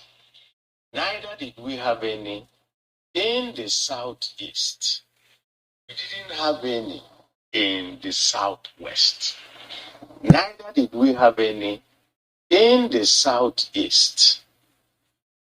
The problem in the south in the Niger Delta had been largely resolved by the PDP government of President Yar'Adua.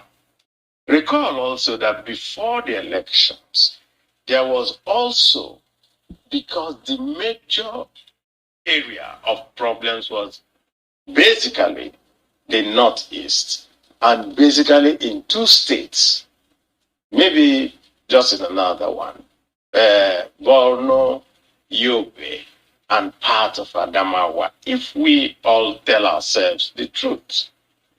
And the government at that time, or President Jonathan, also asked for time so that they can be sure that elections are done peacefully everywhere.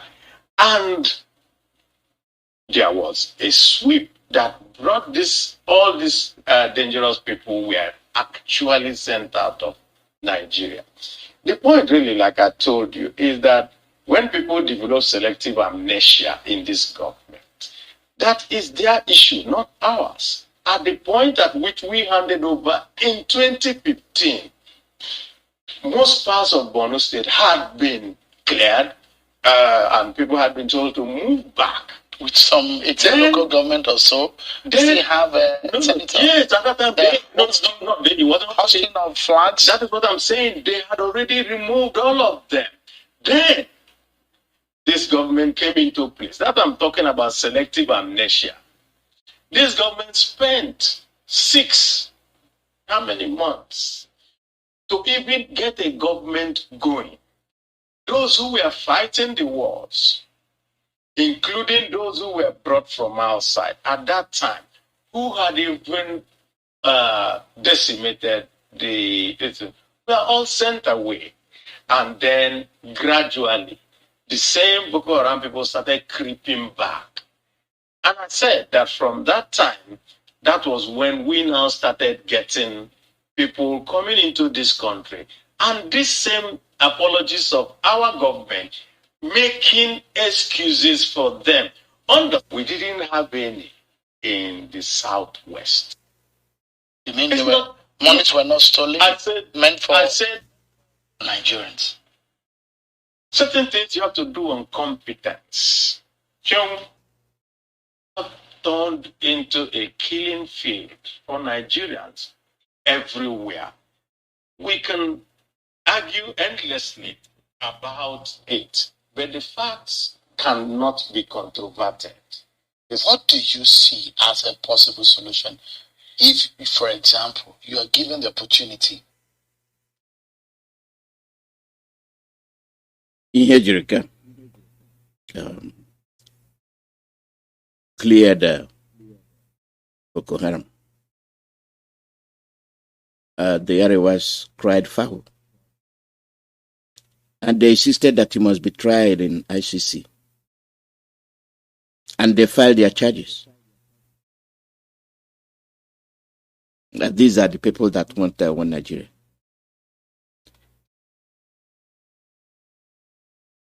They filed charges because when the Boko Haram were decimated, the Arewas said they are killing their own people. Your so-called president claimed the same.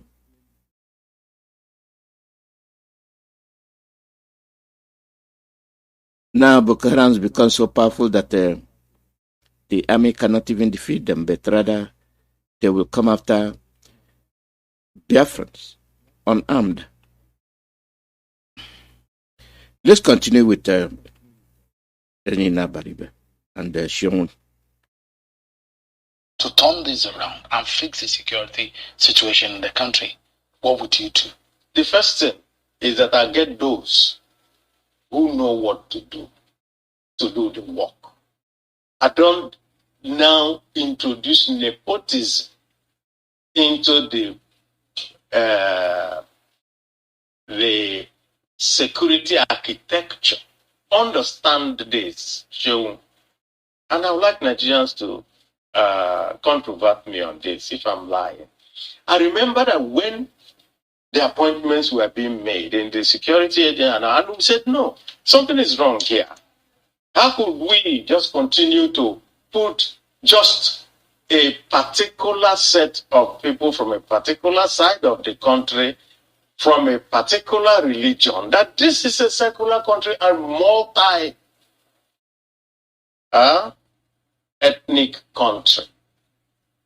One of the very key phrases that was always used at that time was, leave the president to make his appointments for those that he trusts. We don't care whether they come from one kitchen, so long as he trusts those. And we said no.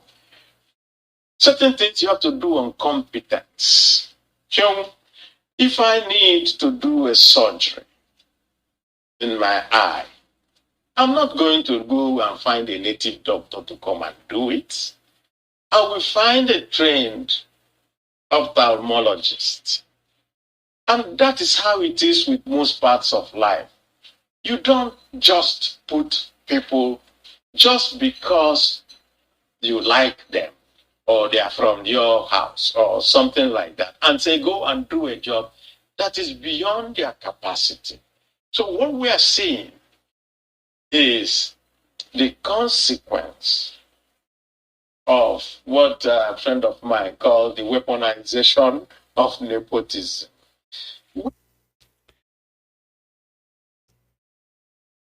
This is why Nigeria must divide. This is why Nigeria must be dissolved. Because there is no way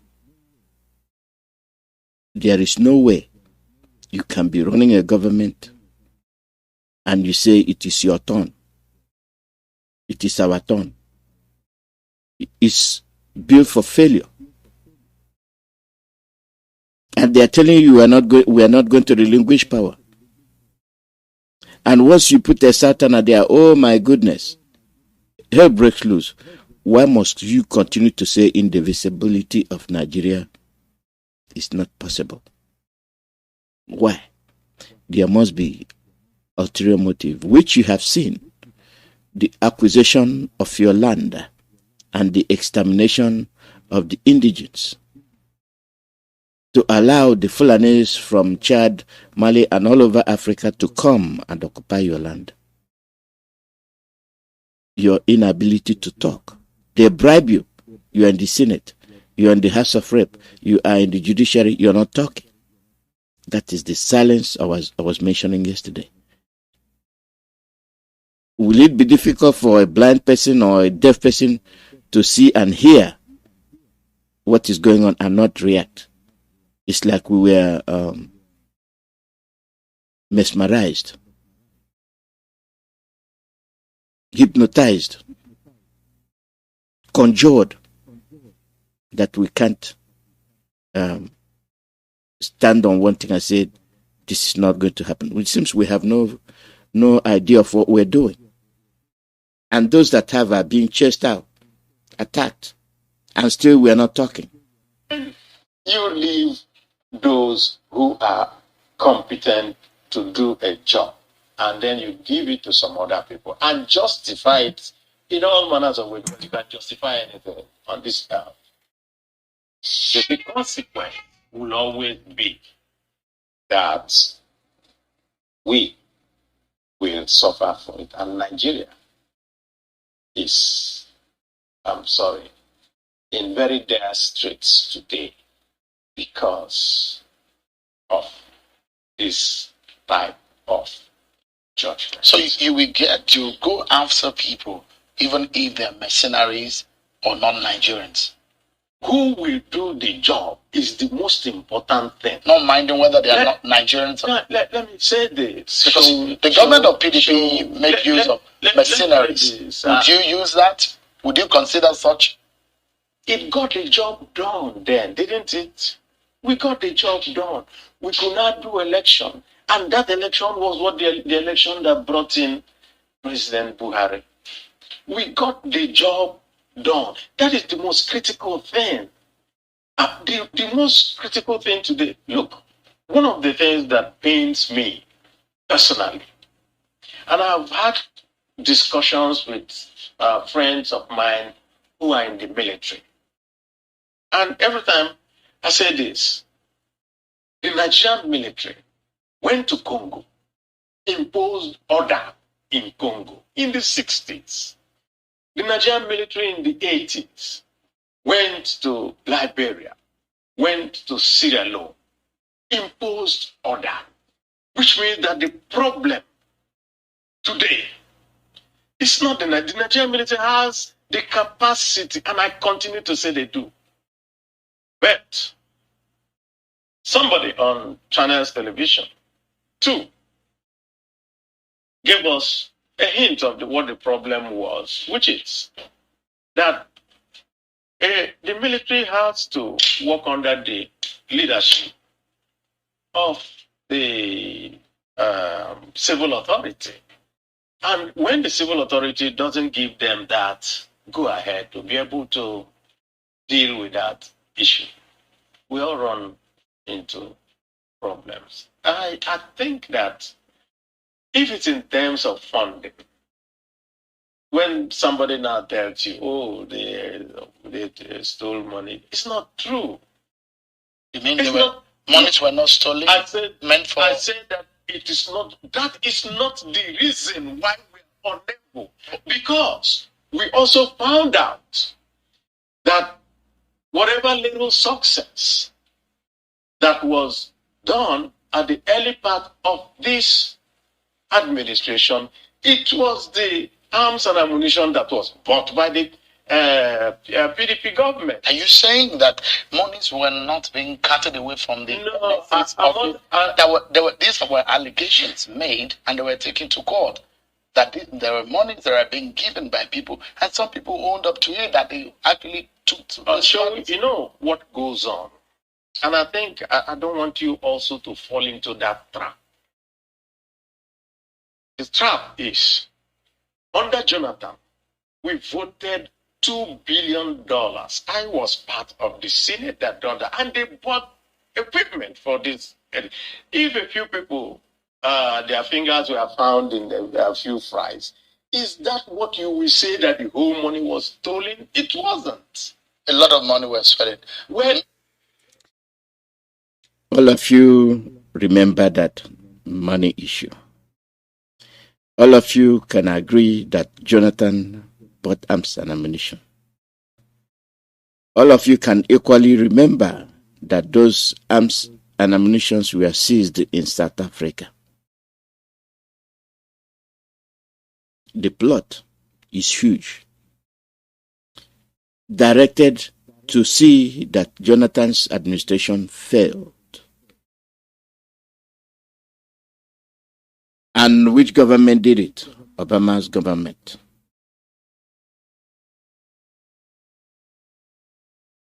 Obama's government.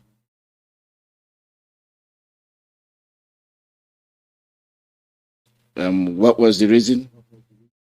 They made it seem as if it is terrorist arms.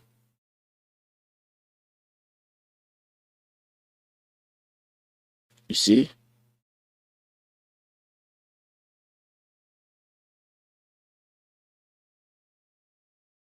You were aware of it.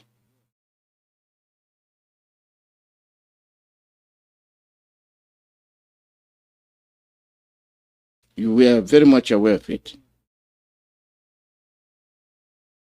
It became a headline news.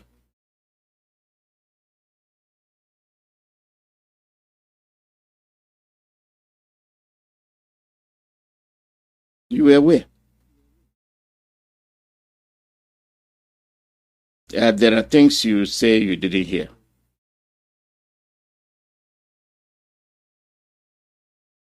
We act like we are not active. The arms were purchased, seized in South Africa.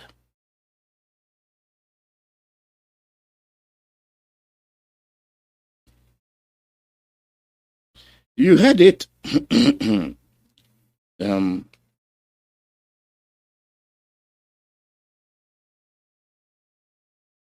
Let us tell ourselves the truth.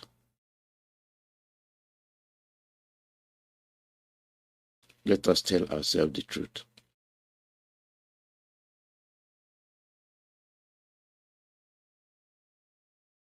When we see things happen, that is those things I'm saying that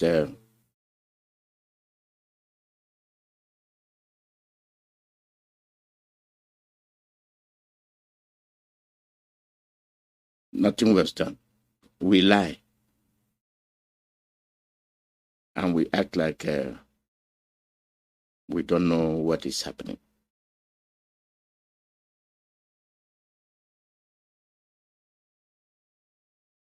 We saw the campaign for the APC.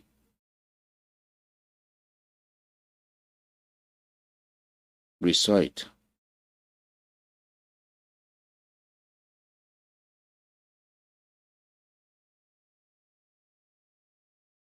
The same hand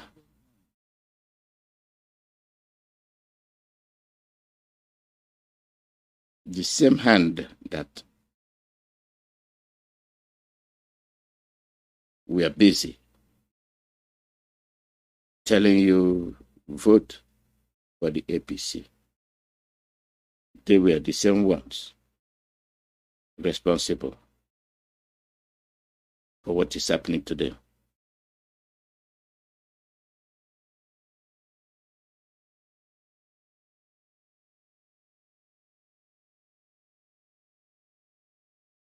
All the accusations, all the nonsense that were said, I'll give you a snippet of it.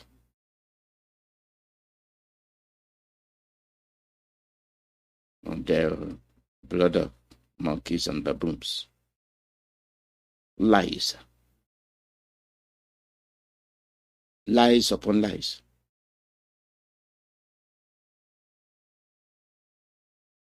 Presidential elections in Africa's most populous nation, Nigeria, just a few days away. There are two main candidates, President Goodluck Jonathan of the ruling PDP and the opposition APC's General Muhammadu Buhari. Now, both parties have made campaign promises and traded insults on social media and the pages of newspapers. But for many, this election is still too close to call. We've got supporters of both men with us today. Let's see if we can bridge that divide.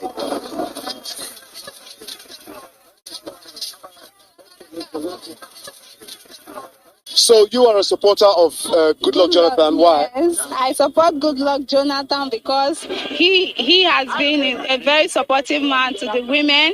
With the help of the NGO he just established called the Shopee, he has been empowering women and he has brought back our railway system that were abandoned for so many years now. So I believe he has been doing the good works in the 36th state of Nigeria. So he should continue doing the good work.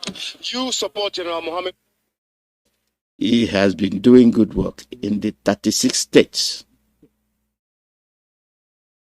Now listen. That's why I support General Muhammadu Buhari, because Buhari has been doing it. He's the man of the people. He's the man that I have confidence on. And if he wins, he's going to help women and he's going to help the poor, and he can be able to defeat Boko Haram issues in the far north. So who do you think is going to win? Good luck. Yeah? Well, General Muhammadu Buhari.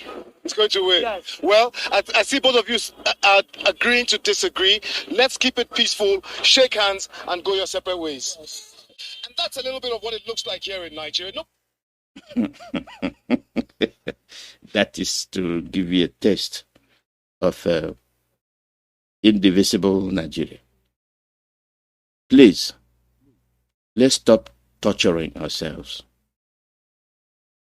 Now the election has been done. And we've tested the pudding. We know the road that led to it and the lies.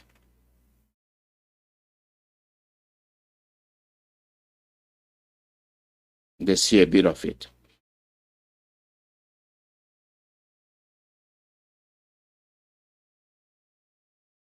It's made it a lot easier for us to say, okay, let us see where he wants to go.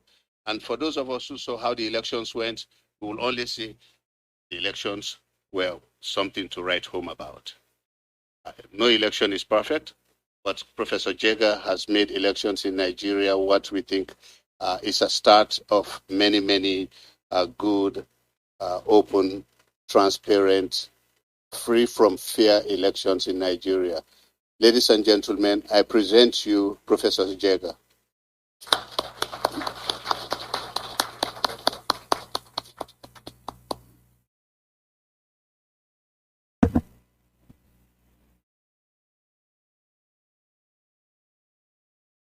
Thank you very much, Almami. And I'm delighted to be here, ladies and gentlemen. And I would like to thank IFES and the Wilson Center for making it possible for me to be here and to share our experiences in Nigeria. You, as we struggle to keep on in the electoral process, build democracy in our country. The topic of my presentation is towards Nigeria's 2011 elections, and I have an outline. I want to begin with a very general introduction, then discuss preparations for the 2011 elections. Then I will try to conclude with a few remarks. I understand I have about 20 minutes to do all this, so I wouldn't waste too much time in some of the background information. On this slide is some information just to give you an idea of the diversity and the kind of context in which we operate as an electoral commission. We have a population of about 170 million, have registered voters 73.5 million. They registered in January of 2011, February of 2011. Some of this information I'm sure you are familiar with. We are a federal system with 36 states and a federal capital territory. We have 774 local government areas in Nigeria. We have 8,809 wards, what we call registration area centers. And we have almost 120,000 polling stations. When I mention some of these statistics in the African context, it's significant, but I think in the US context, really, the figures. And we did just recently have an election. Yes. Oh, yes. 2011, 2015, 2019, and 2023. Keep on counting. No success, no achievement, no sign of proficiency. And you see the people running it. They go to Wilson Center, and every day we suffer. Every day we cry.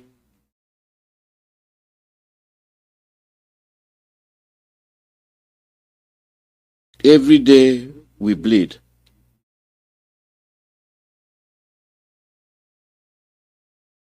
And this is Obama. 2015. We are suffering up till today. Hello. Today I want to speak directly to you, the people of Nigeria. Nigeria is a great nation.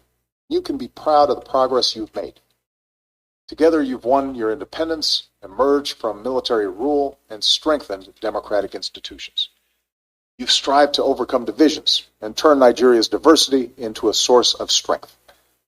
You've worked hard to improve the lives of your families and to build the largest economy in Africa. Now you have a historic opportunity to help write the next chapter of Nigeria's progress by voting in the upcoming elections. For elections to be credible, they must be free, fair, and peaceful. All Nigerians must be able to cast their votes without intimidation or fear. So I call on all leaders and candidates to make it clear to their supporters that violence has no place in democratic elections, and that they will not incite, support, or engage in any kind of violence before, during, or after the votes are counted. I call on all Nigerians to peacefully express your views and to reject the voices of those who call for violence. And when elections are free and fair, it is the responsibility of all citizens to help keep the peace.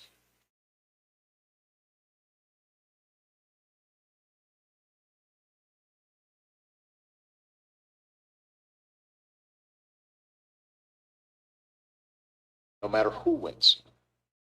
Successful elections and democratic progress will help Nigeria meet the urgent challenges you face today.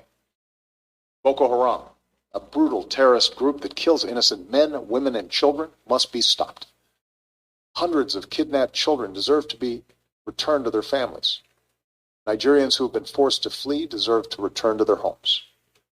Boko Haram wants to destroy Nigeria and all that you have built. By casting your ballot, you can help secure your nation's progress. I'm told that there's a saying in your country, to keep Nigeria one is a task that must be done. Today I urge all Nigerians, from all religions, all ethnic groups, and all regions, to come together and keep Nigeria one.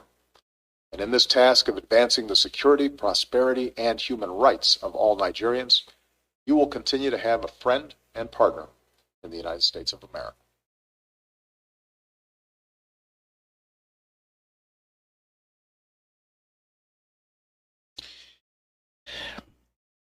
As shocking as that might be, you listen to it. What happened in the background?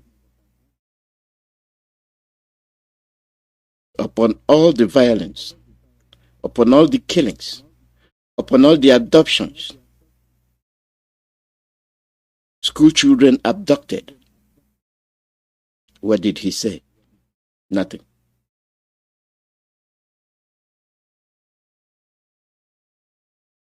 Arms and ammunition were given to the government in the pretext that they are fighting Boko Haram. Nothing achieved. Up till today, they are still fighting Boko Haram. Not just fighting Boko Haram. Most of the states have been occupied by Boko Haram and ISIS of West Africa. What did he say? Nothing. Who do we believe? And one thing that gets to me is when they are killing us, when they are crushing our nose on the ground, rubbing it on the ground, they say you are the largest democracy and the economy. It is people that are alive that will enjoy the fruit of their labor.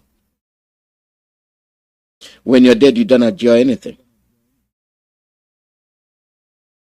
And there's a financial war going on in the world about those that duct money. I'm not getting into it until it fully blows up.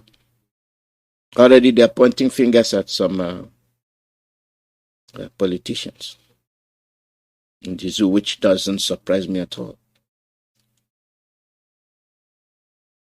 The basis for this broadcast today is for you to know that our problem is endless unless we divide. Because the northerner, the Fulani, has no love for the rest of the country. It is a fact. It has been proven. The evidences are there.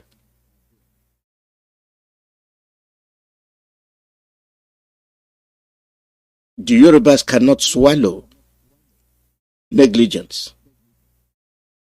They cannot absorb being sidelined.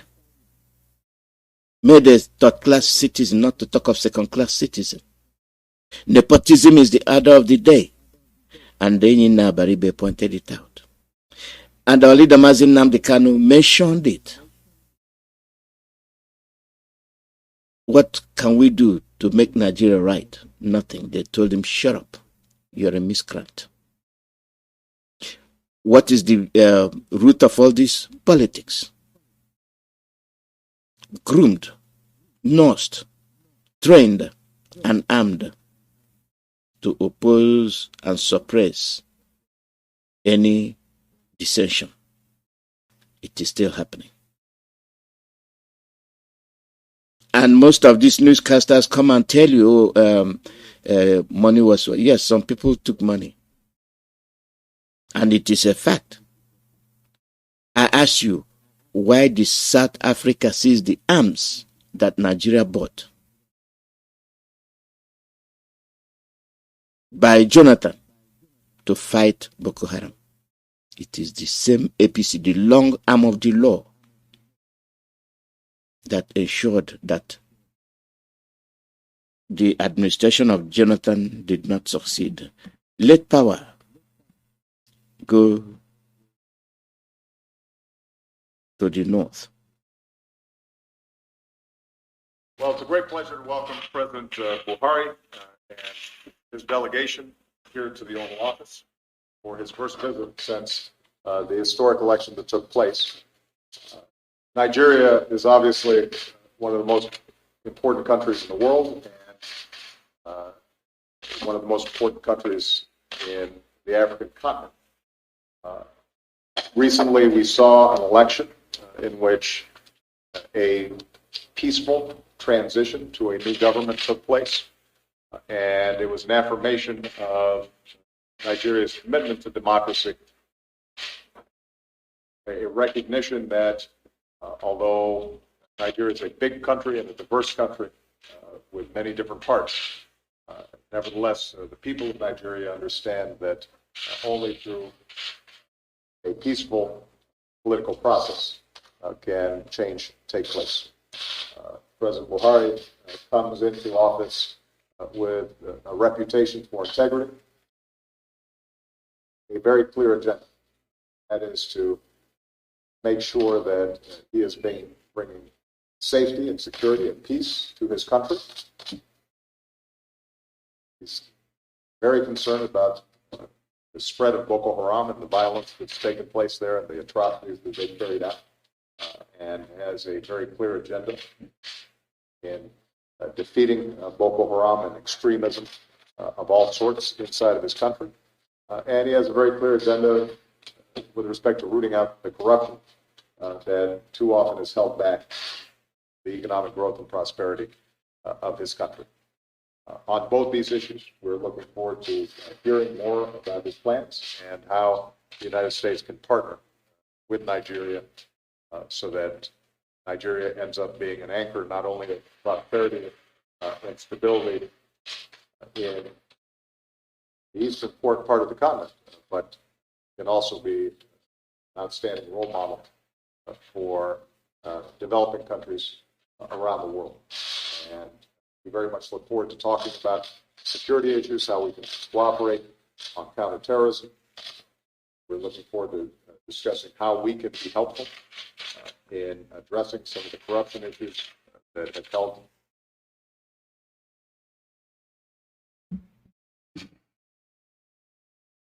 Are we fools? Everybody is dictating to us. Everybody is telling us which way to go.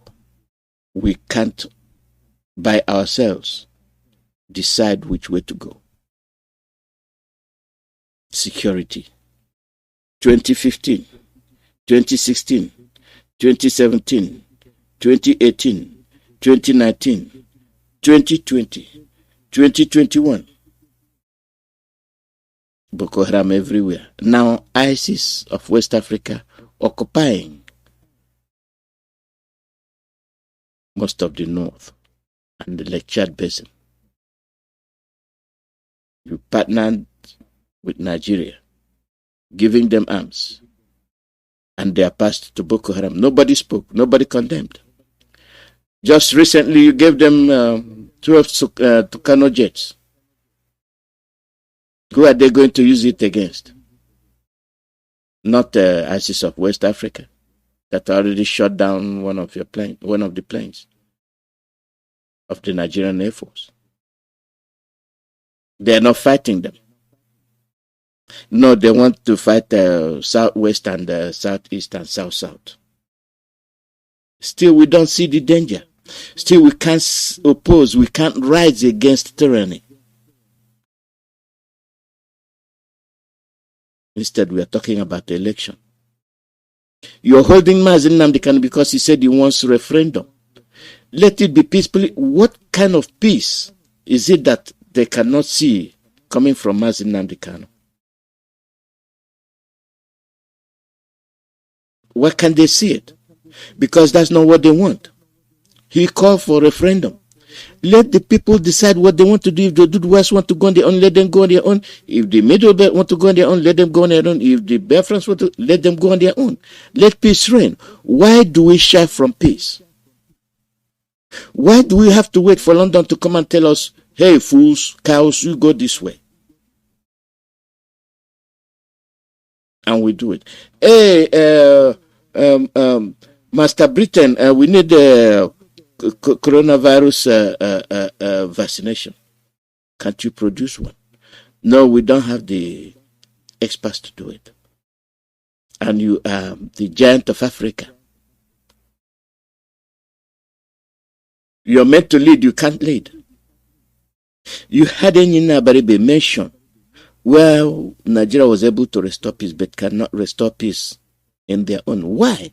Because of internal sickness, nepotism. It is not our own. If you send them there, they will benefit and we will not benefit. When Jonathan was there, everybody benefited. And you had Kunle say, he must now. You had Kunle and Adamu's conversation. Yes, he must now. And you're still talking about one Nigeria. And people are still talking about election. Listen to Soludo. And when I tell you that we have a problem, what we shouldn't be talking about, we're talking about.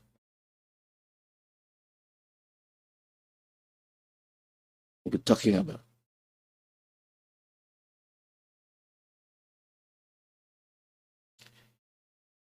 And the most important is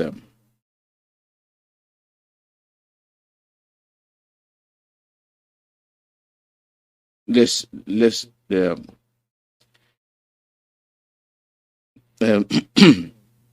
me leave that Soludo stuff alone. Let me get you this because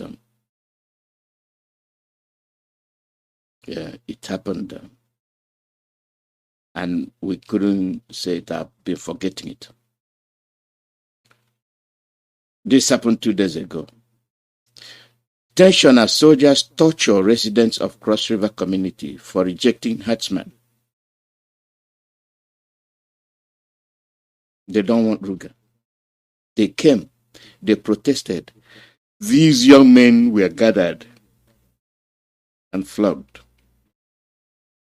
They were flogged mercilessly by the soldiers.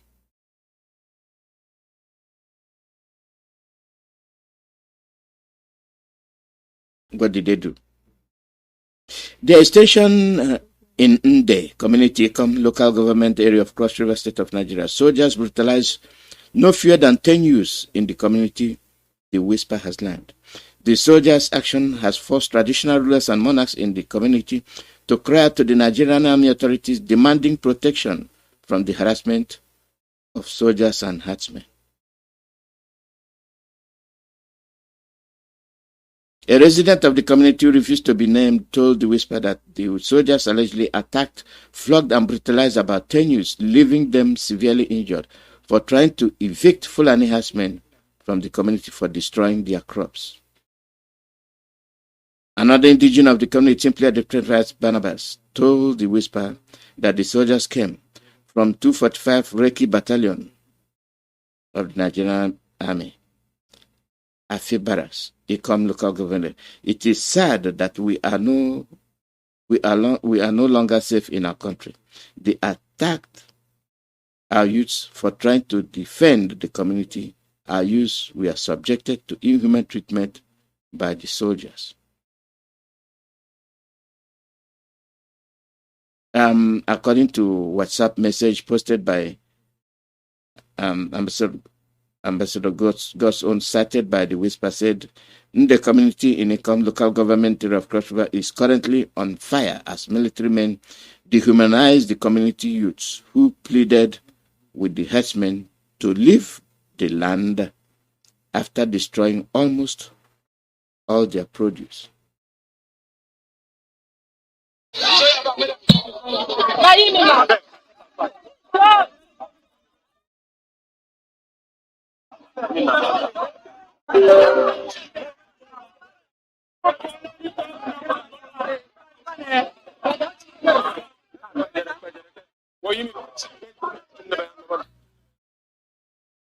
These are young men in their 20s and 30s, young, full-fledged men. For defending their community, they were flogged. They were brutalized by the Fulani army. What else are we talking about? What else? That's what we've been crying. That's what we've been saying. Keeping quiet that you are South will not help you. Keeping quiet that you are Delta will not help you. Keeping quiet that you are Akwa Ibom will not help you. Keeping quiet that you are Cross River will not help you. When the time comes, you will know. You think they love you.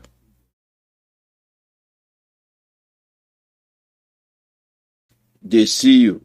They know you. They recognize you.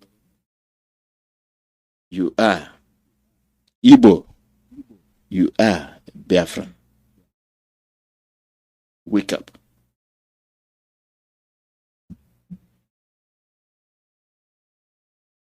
The call number is +1 484 767 0848 +1 484 767 0848.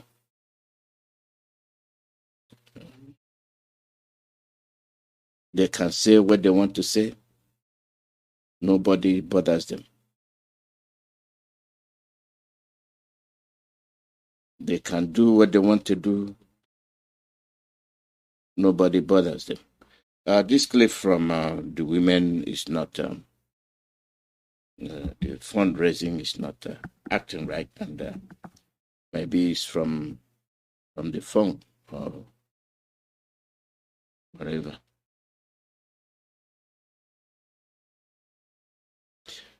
We need help for ESN. Go to www.ipobinusa.org/donate.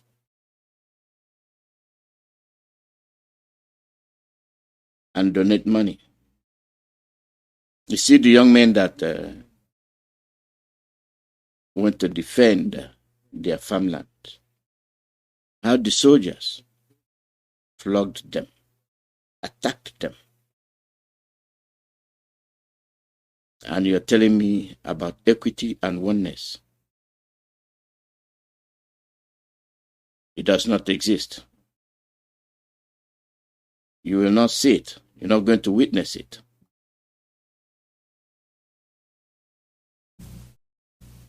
It will not happen. It will not happen.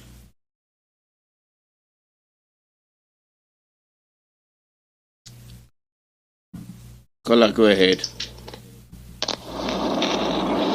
Hello, sir. Good afternoon, sir. Good morning. Welcome. Go ahead. Yeah.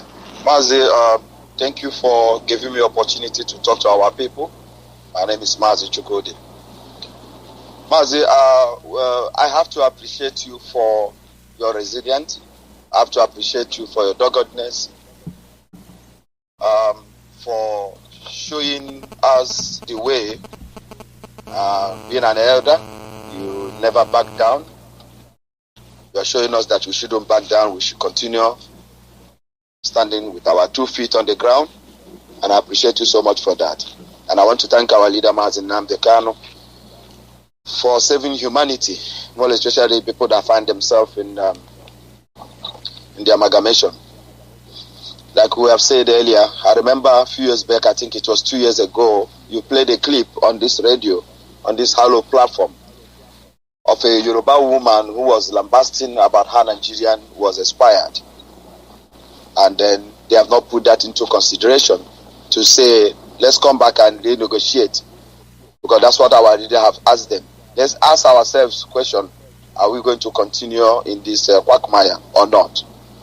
Rather, they have decided to starve people that are jittering for freedom. But one thing that I'm sure is that it's not going to work. Having said that, Mazi, I've said something some time ago, I don't want to mention the day. The so-called politicians in our land, or in Nigeria as a whole, if I've listened to our leader, it has made it very clear that the politicians are the problem of the indigenous people around Nigeria. I think he made it in a way that we should understand that these people have soiled their hands in blood by killing their own citizens for Fulani people. These particular people have collected a bribe and did not do the work they were asked to do. So the Fulani is holding them in a very bad place. If you talk, your book is going to be open, and you're going to go to jail, just like what happened to Olisameto, or the foolish judges of Carlo, and the rest of them that is still going to happen to, because they are all going to fail. So I'm saying this afternoon that so-called politicians, so-called the governors, so-called the thieves, so-called the Igwes that they are bought cars for, to bribe them. When they say anything, they will remind them what they have done, and they are going to kill them. I think they are a more quagmire. They are a more serious problem than us. Because if they are not collected or saw their hands in blood or bribe, they would have asked, what happened to amalgamation of Nigeria, that the Igbo man was not involved? What happened that we've been doing election, we are moving backward than moving forward? Can we renegotiate? Because being Nigeria is making all of us to be stupid and ignorant, and we are all dying because there's no water, no electricity. There's nothing to write home about. And we should understand that Obama is part of the thing that have put in indigenous people of Nigeria into where we are. When I mention some certain country that is part of the problem that we are having, not necessarily them, but knowing fully well that our leader was having a program with a man, a Dr. Masanga, and the whole Africa was listening to the beautiful speech that our leader had of how we can negotiate Africa, but they have the gut to collect bribe and to accept the people that call themselves the brother of Mazi Nnamdi Kanu to sell him. They shouldn't have done that, because Cotonou did not do that to Igboho or the rest of them. But I blame them for listening to the so-called politicians that we have in our land, that they have decided not to speak for the people. Rather, they are all going around the circle. When you ask them questions, they are going around the circle. What is happening in the southeast? We are asking one simple thing: release our leader unconditional. What our leader has done, if they want to understand it, is that our leader have awakened the consciousness of every Biafran. And if they do not, politicians listen, this warning, if you do not go for the release of our leader, if you think that starving Mazi Nnamdi Kanu or dealing with him as you think you have done will stop what is about to come, our leader have done 100% of his job that Elohim have sent him. The people have risen up. If you know what is about to come, you ask them to use our leader to negotiate Africa, Nigeria as a whole. Otherwise, the rain is going to fall. It's going to beat you guys hardly. Mazi, Ndeo, for the good job you're doing. Thank you so much, sir. Thank you very much. Thank you. The call number is +1484767 0848 +1484767 0848.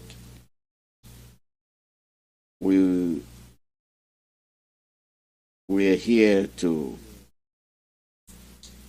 deal with issues, and we must be honest to ourselves. Your name and where you're calling from? Yes. My name is Kochiko. Let me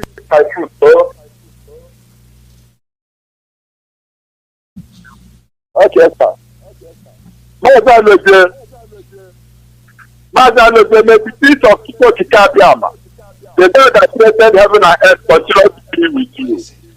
Mazi, you will see them, and they assure you that you must see them. Because whatever a man soweth, so shall he must eat. No, there is nothing anybody, no human race can stop us from living in our land. That is as simple as ABC. Mazi, the Fulani give us violence as an option to live in our ancestral land. Then we will give Fulani whatever they want. We don't care of their politics. Whether they are playing APC or PDP, it's none of our business, and it's none of the business of the creator of heaven and earth. Who mandated me? Listen. Yeah, listen for a second, Emeka. Listen.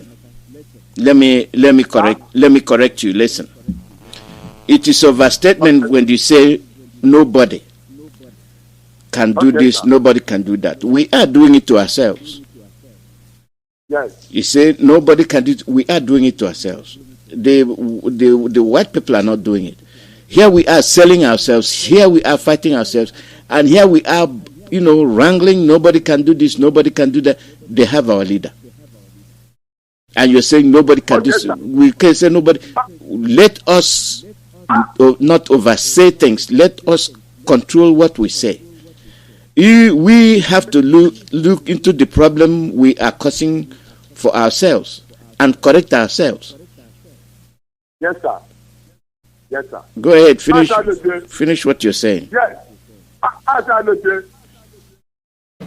For me to respect their advice, Mazi, I don't mean to insult any Biafra at all.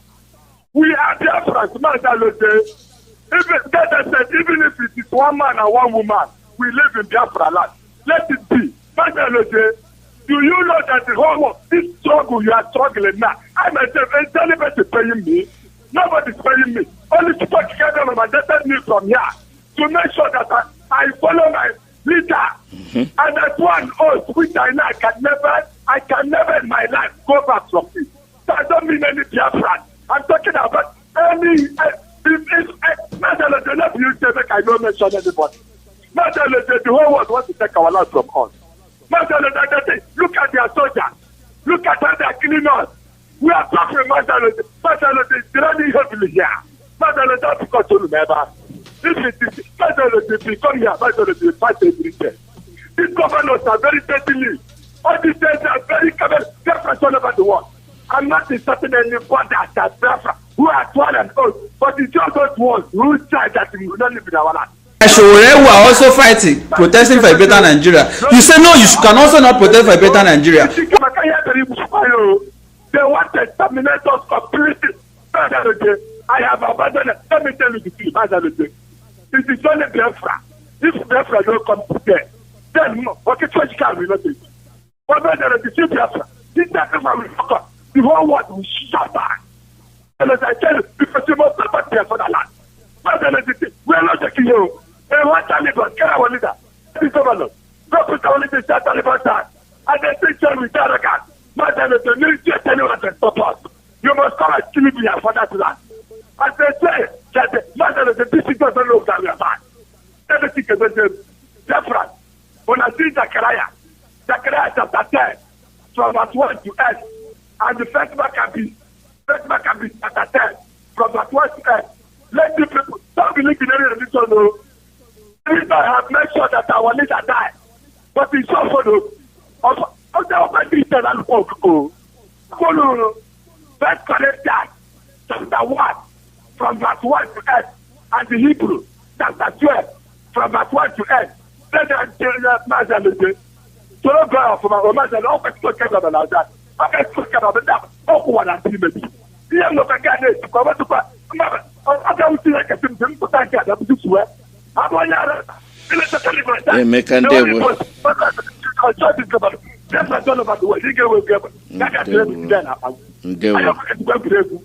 We are not taken. There were.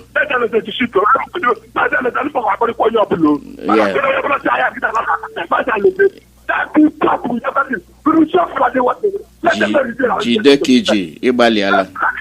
There were.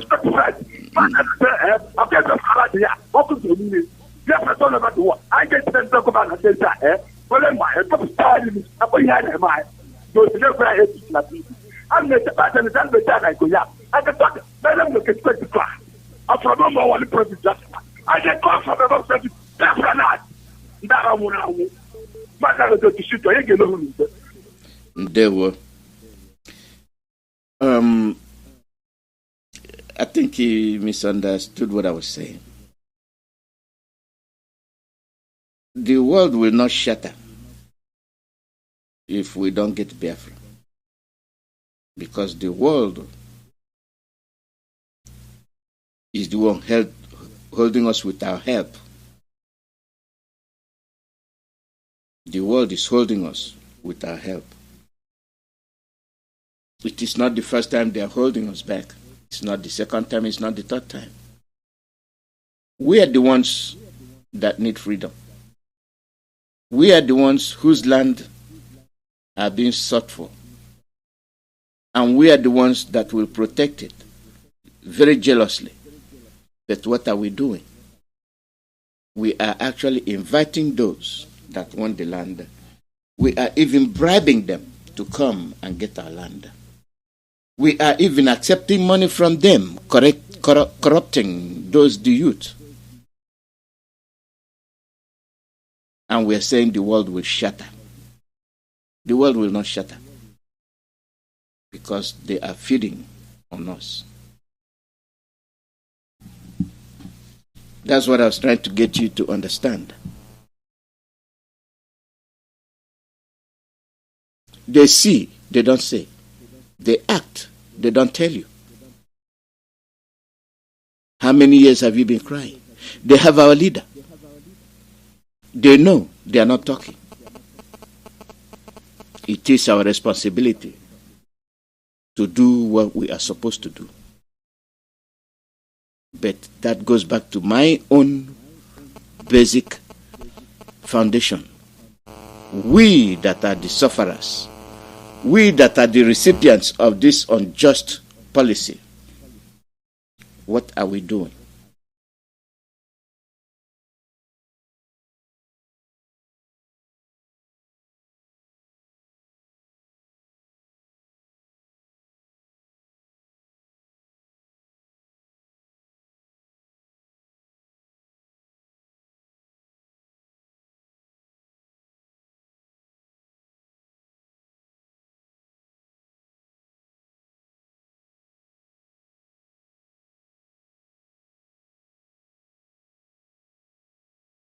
Now, for that they get my exploration rendition.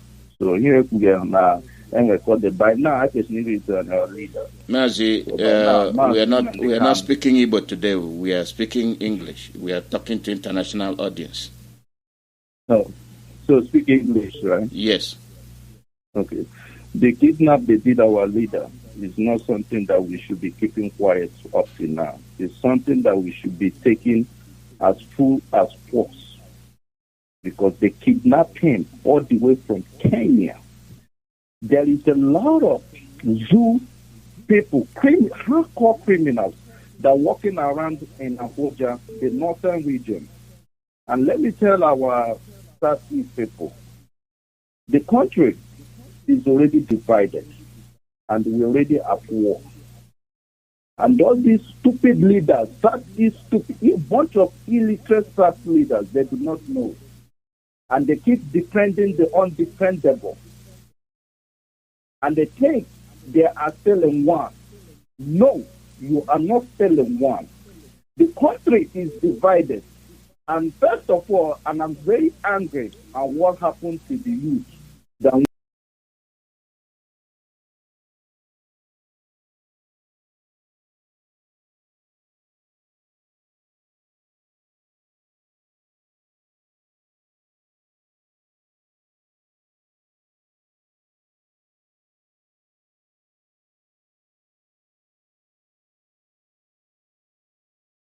was murdered. And the initial report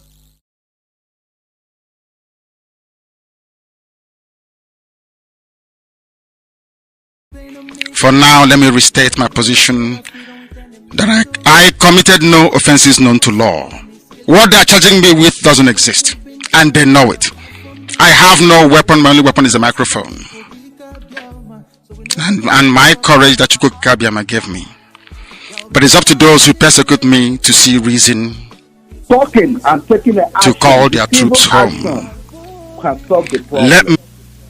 You cannot be quiet. They're killing your people. They say you are leading. What the hell are you leading for?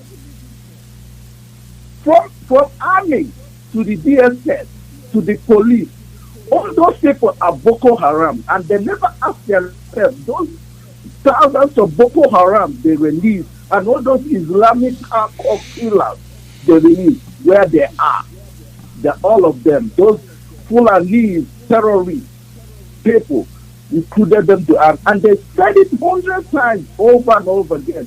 They repented and they recruited them to the army and police and DSS. And let me remind them, and what happening now will be get worse. Let Mazi Nnamdi Kanu be released. He has not done anything wrong. He has not do anything wrong. He is the one that opening our eyes to let us know, especially you politician illiterate fools. He is the one that telling you guys what these people have a plan for you guys. He has not done nothing wrong, and he should be released. And let me remind you guys that bringing army or whatever to the east, the days are numbers. Remember what the Palestinians are doing in Israel? They're shooting a missile or whatever to the Israel. And when Israel decided to bring those buildings they're using to do all those stuff to the ground, now the whole world is talking. And those people that are doing one, those things, you guys should know, those buildings need to be being on the ground. All those federal buildings or whatever need to be on the ground. Not to burn it, because if you burn it, they can go back to rebuild it. They need to be on the ground. They need to be teach a serious lesson. Our father used to build all those and I see how powerful those things is. There is a lot of things you can learn from that and make your own more powerful areas. Those buildings need to be on the ground, because that will open their eyes and that will teach them a lesson. We have to make it to the old, because running the building won't do nothing for them. They will just go back and say, okay, you have to bring those things to the ground, to the level, from the foundation to the ground. That thing needs to be to the ground. And let me tell these army people going to the farms and harassing the youth that are defending their own self and defending their livelihood and the agriculture.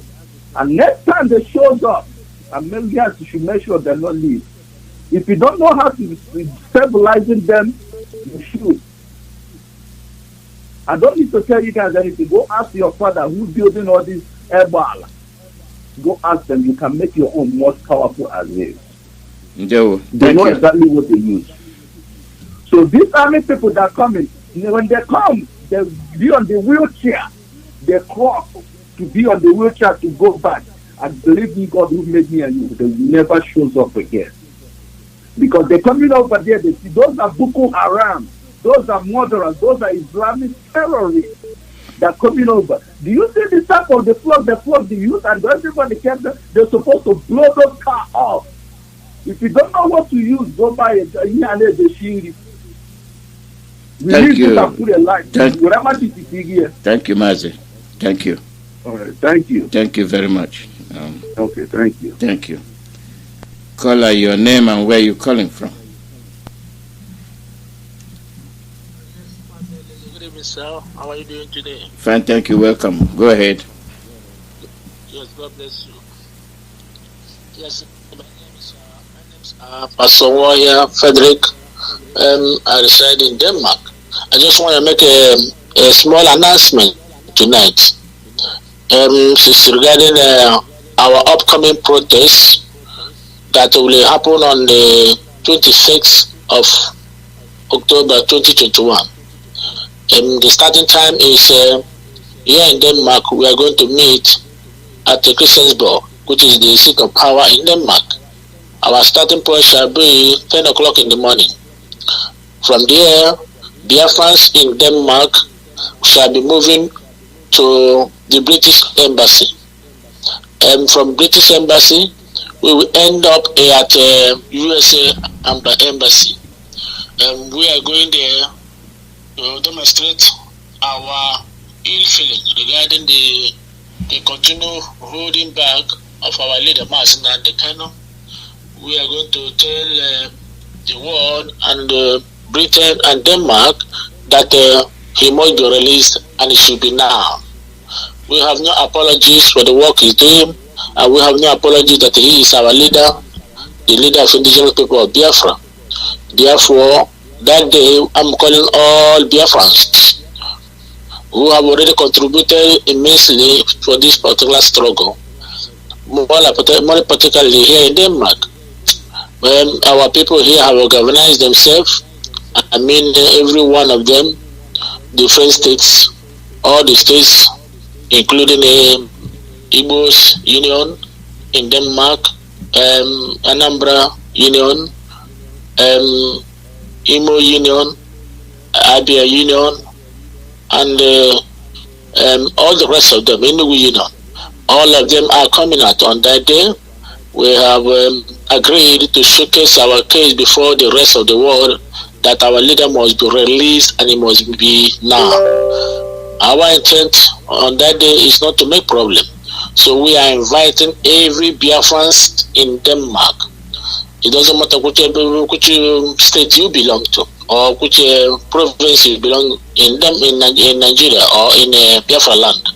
So as far as they are coming from that region, Biafrans, we are bringing it to your notice tonight and today, depending wherever you are, that we are going to demonstrate on the 21st.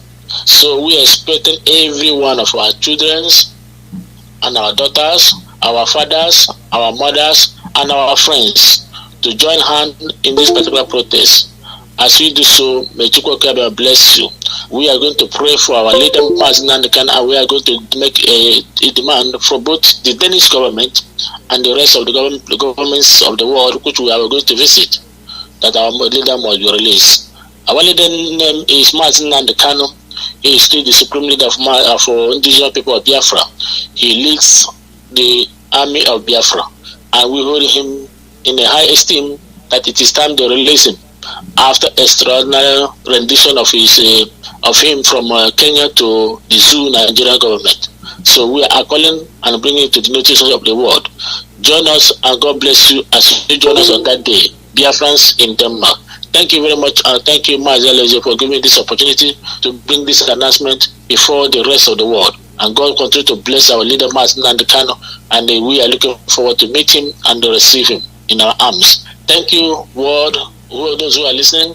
Thank you, Biafrans worldwide, wherever you are. Thank you, Mazi Nnamdi, and thank you, our leaders in our principal leaders in IPOB worldwide, wherever you are, and our leader. Thank you. God bless you, and remember. Thank you, Mazi. Thank you very much. The call number is plus. So by third not to the act, they had fixed. And let me remind our Mazi Nnamdi Kanu. We are not done anything. I believe them, not anything wrong. We are in our eyes to let us be type of court. You do what they say. Illiterate fools. That 20 what is people that will be released. All of this. All bringing army or whatever. And even more came about that civil. Remember we give Israel to stay hungry.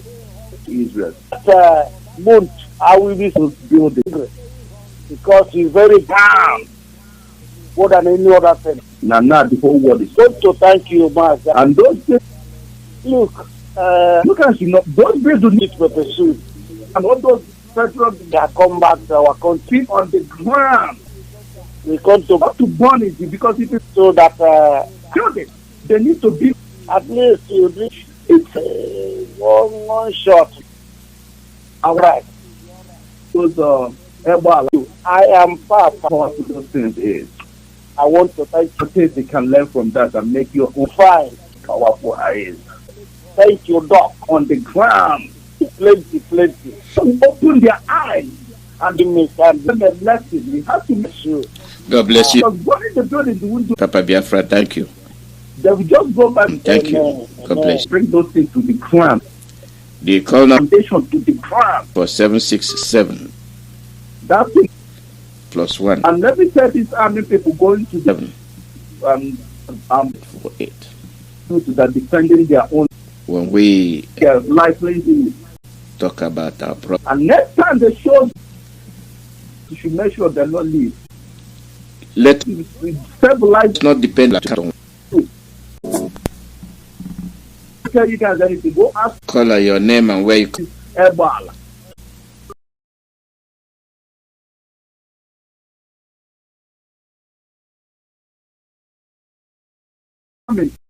Come,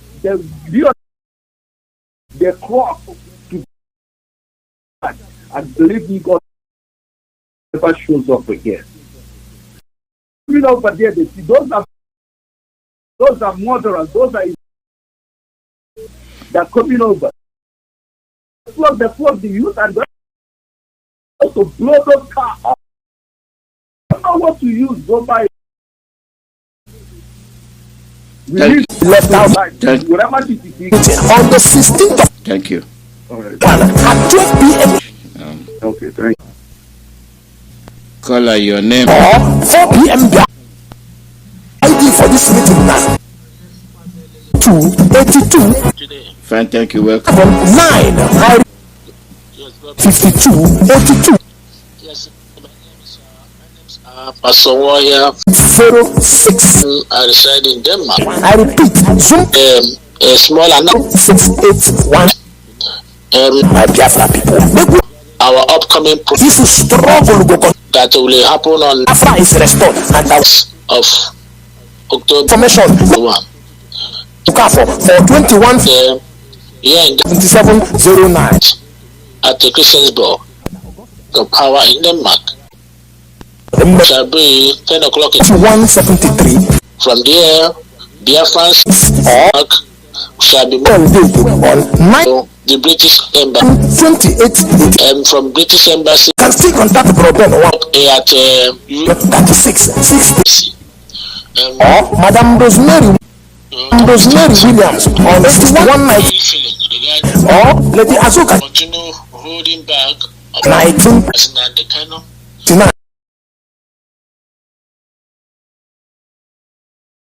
365246. Contact Madam Beatrice Okezie on 347-177-934. Contact Mazi Uche Mbakwe on 3096-441888. Or contact Madam Adanaya Owodielu on 7133-852240. Or contact Ndidi Egemono on 904859.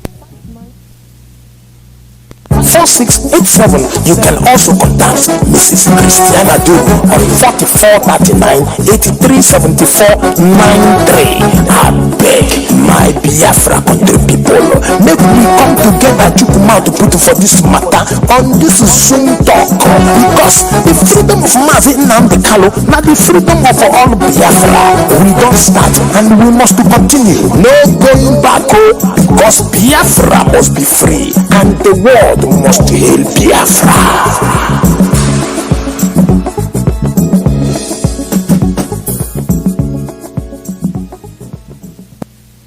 The call number is +1 484 767 0848.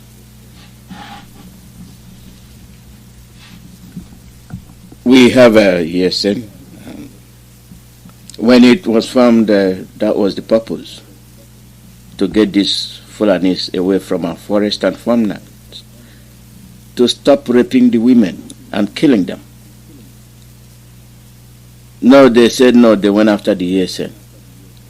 To make you vulnerable,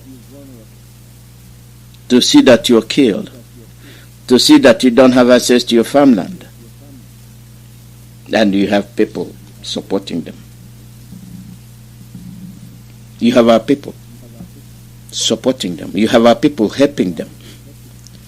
You don't have that land you're giving away. They have more land than you do.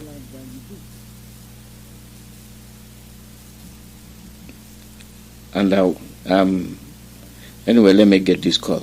Caller, your name and where you're calling from. Yeah, good morning, Dr. Yeah. Welcome, Ben. Yeah, thank you for your work and your analysis every morning. It's like daily food that we really need in order to fuel us.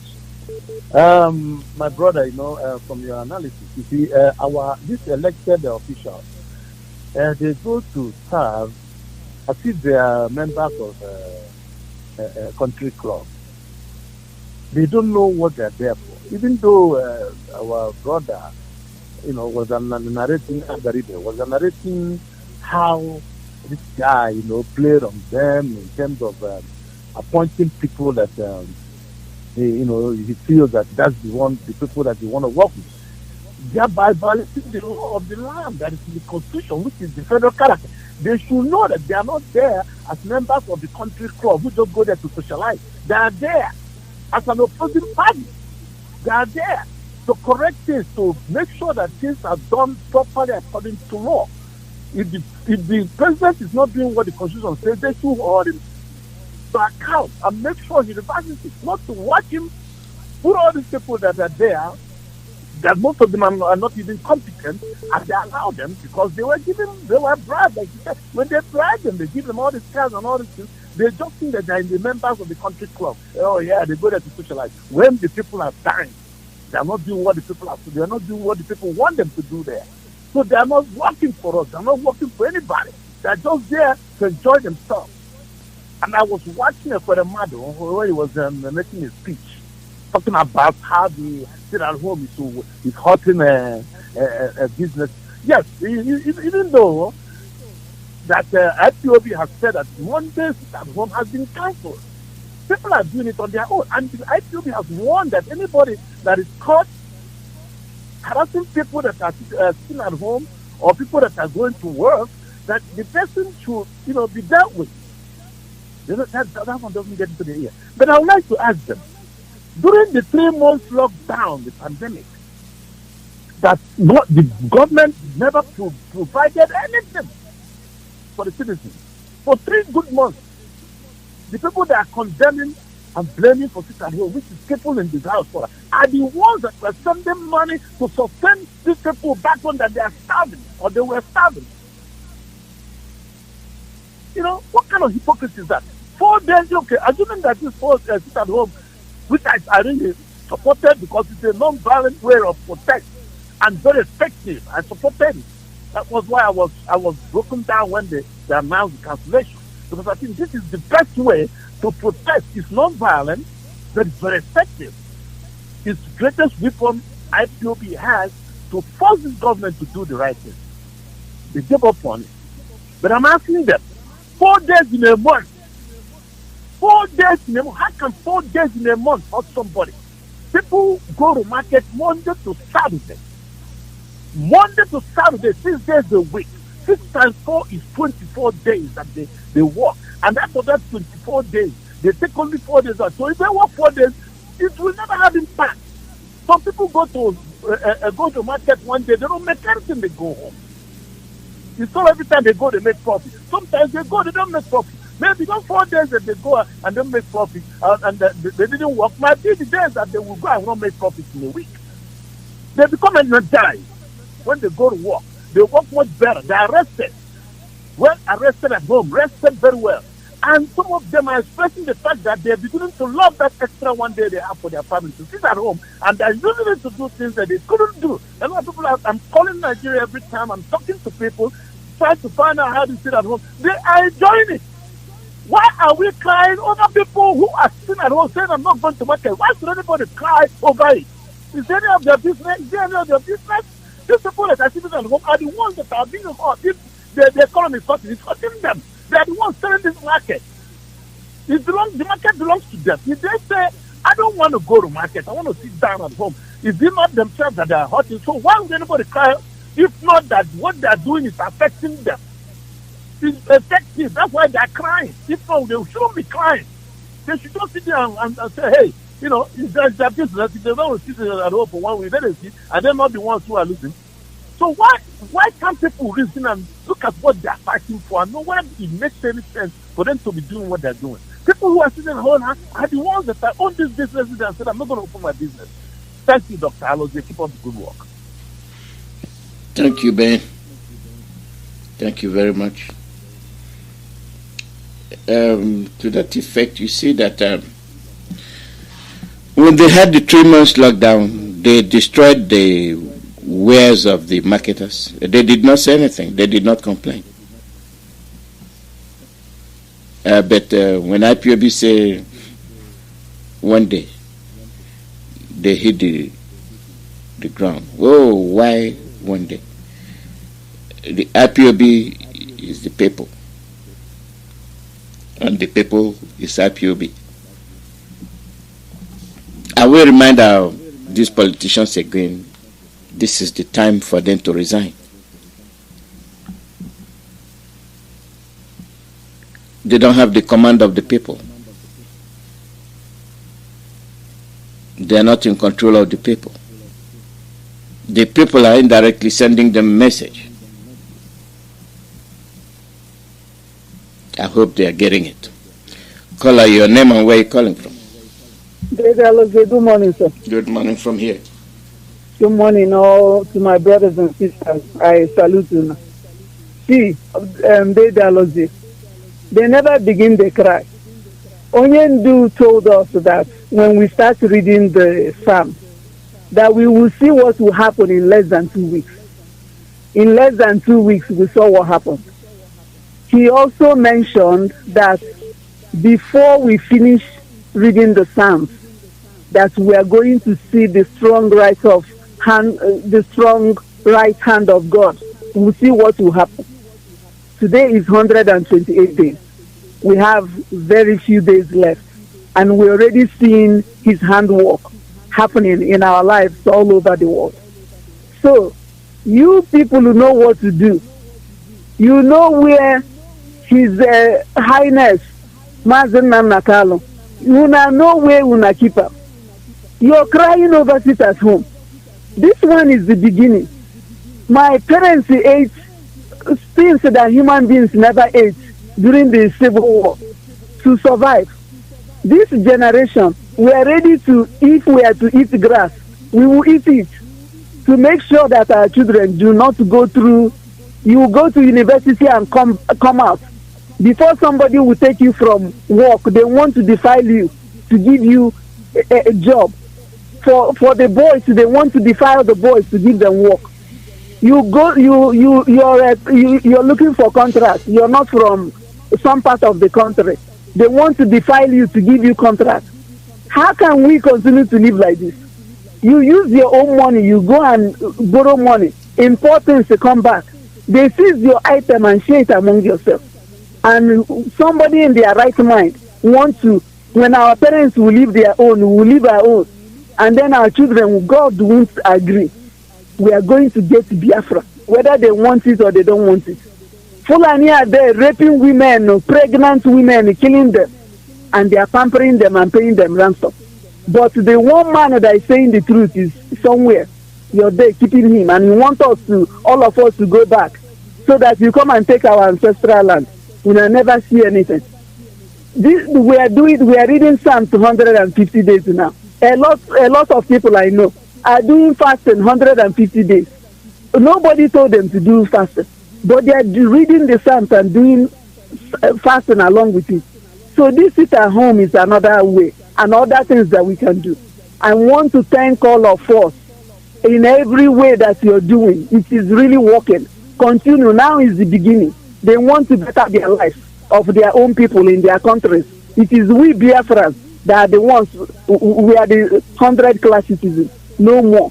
Thank you, Dede. That's all I have to say this morning. Thank you for all the good. Thank you very much. Thank you. Caller, your name and where you calling from.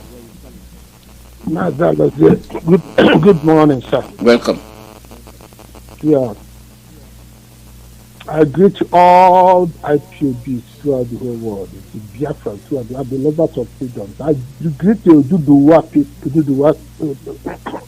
people, all of them that are working assiduously to restore the country. I greet you people. I greet you, Mayegu. You are doing fantastic, very, very fantastic. Continue what you are doing, and you will succeed in getting the country. I greet our leader, Mazi Nnamdi Kanu, Psalm 35, verse 1 and 2, and to all IPOBs throughout the whole world. I greet every one of you, all the Berserkers, that God will continue to strengthen you people. Give you people strength to wake up every morning and evening to administer this very gospel. Mazi Alozie, not Mazi, Professor Mazi Alozie. My name is Njiden Chukwu. Is here again. Thank you very much for your analysis. You are still remain a professor. There's something I want to say. I've said this thing before, but we the Biafrans didn't want to take note of that, and they see it the very way I saw it. They saw it in another different perspective. I said that this very protest, even Denmark, this one you people are going to do, don't carry that protest to any other place. Let us accuse Britain. Accuse them direct. Are you afraid of Britain? Britain have killed the Biafrans. Are we, this is not life. We are not alive again. No need of being afraid of them. Let us accuse them direct. They are the one holding Nnamdi Kanu. Because Nnamdi Kanu is to hold their citizens. Nnamdi Kanu said that he rejected Nigeria in 2015. And he is a British citizen. Britain will just keep quiet since that very time. And after his rejection, what Britain did is to invite the imposter. He should come. And president of Kenya, he should come. They are coming for education. So. Look at the plan for caring for education. The three countries join together, the three presidents join together, make meeting. That is why Nnamdi Kanu is still kept in DSS today. They ask Katrina Line, what do you talk about? Our legal practitioner ask the what do you think? What are you doing concerning the say that is not the problem they are facing now. They are citizens. So let us continue accusing them. There's no need of going to social embassies, going to the other embassy, going to the other embassy. Let us accuse them openly. Any rally, any protest. Britain, leave your citizens. Britain, leave our son for us. Britain, leave our citizens. Leave your citizens. Leave our son for us. Because if Britain tells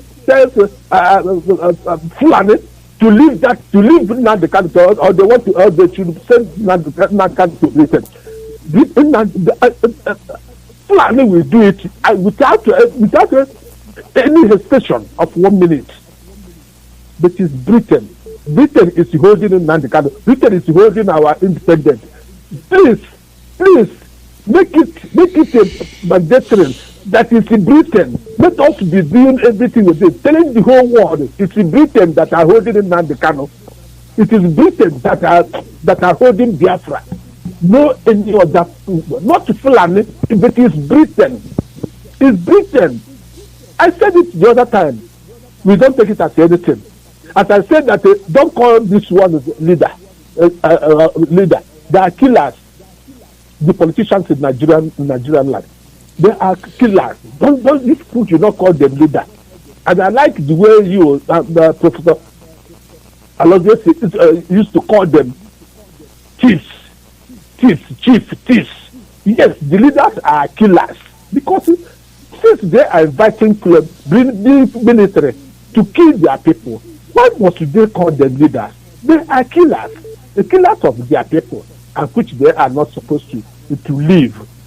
I pray that Chukwuebuka will touch DOS and every IPOB and every Biafra to reason, to understand, to see this through in this very perspective that it is Britain that are holding us, and Britain that are holding Nnamdi Kanu, because if they want to take Nnamdi Kanu today back to Britain, they will do it immediately. So it is them that are holding. Let us continue to accuse them directly.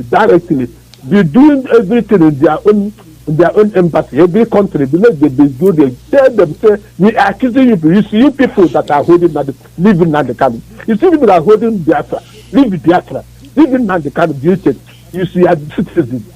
That's all I want to say this morning. So may God, with his infinite mercy, be with us as he has been being with us. Thank you, Mazi. Thank you very much. Thank you. Thank you. The call number is +1 484 767 0848. +1 484 767 0848. Yes.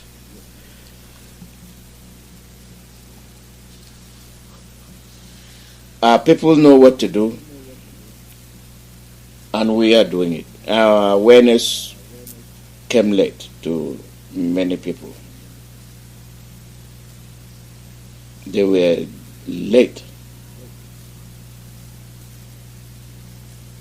They were late.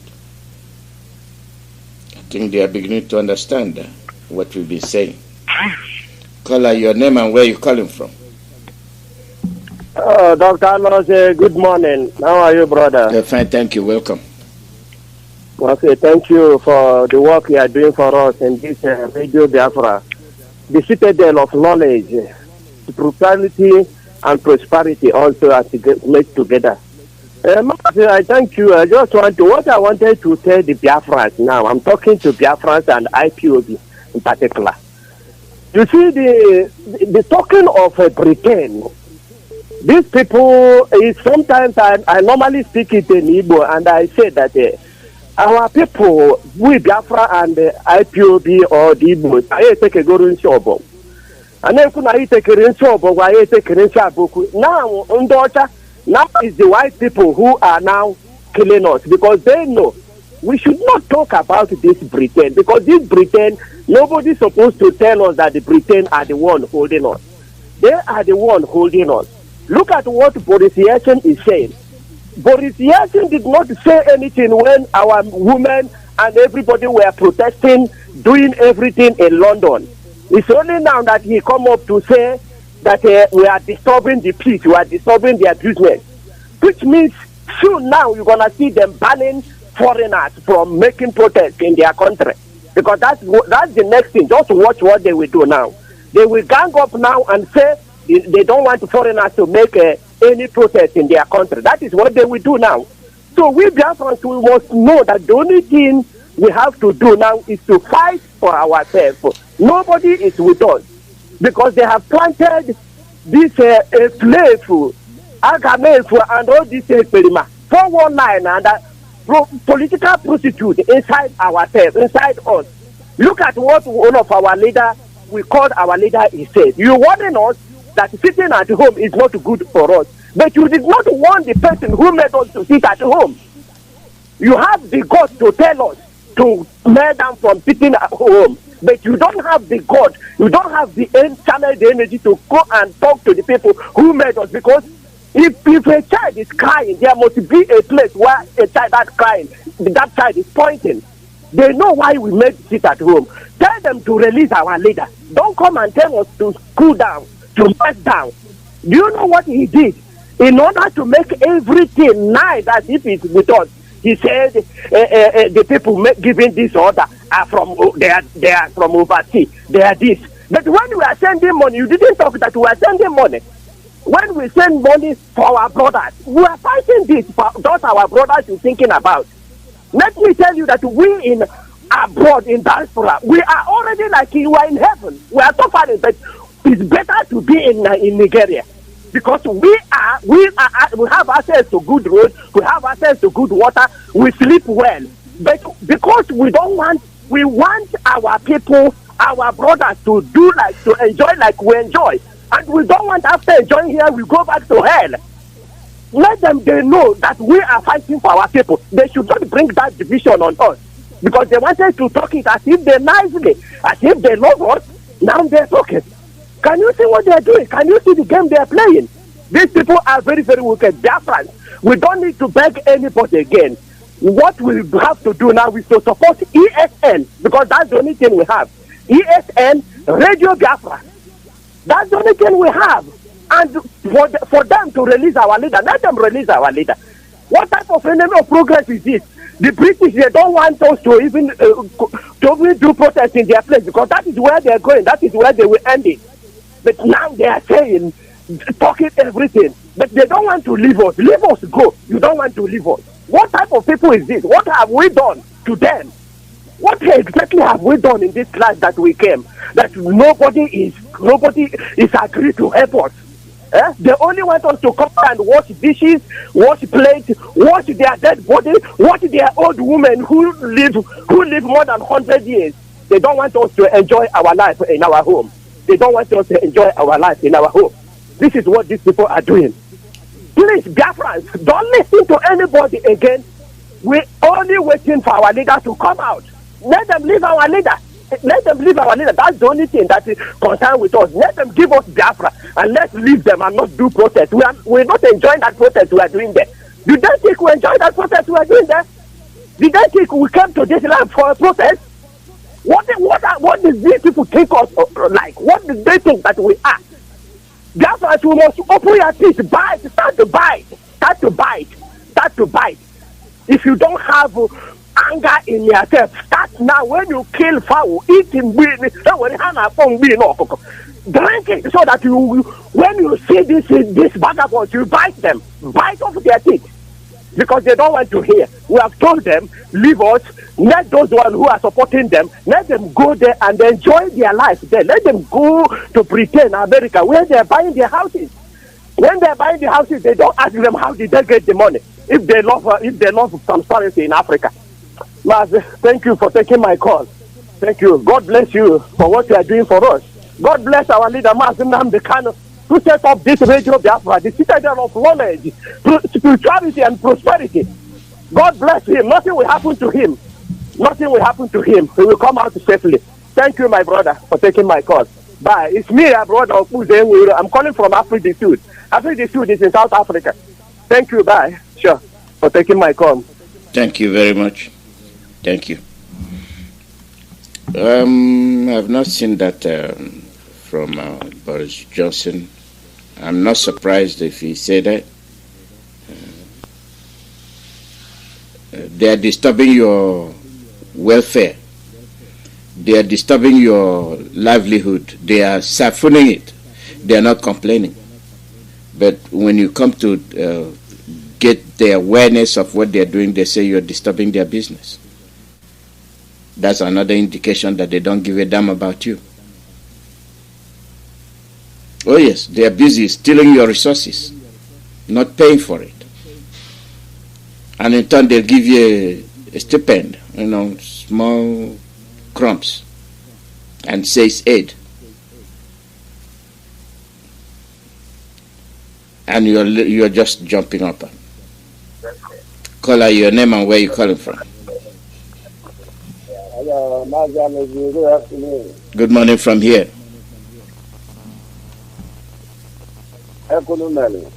Mazi, go ahead. Our time is short. We are fine. And you? Okay. I greet all our IPOG members. I greet our leader, Mazi Nnamdi Kanu. I greet all our people, all the habitats of the Biafran. I say, Mexico, because continue to guide us. I did hear your program this afternoon. And I don't hear many things where my brother people they talk concerning the beaches and concerning systems and so on.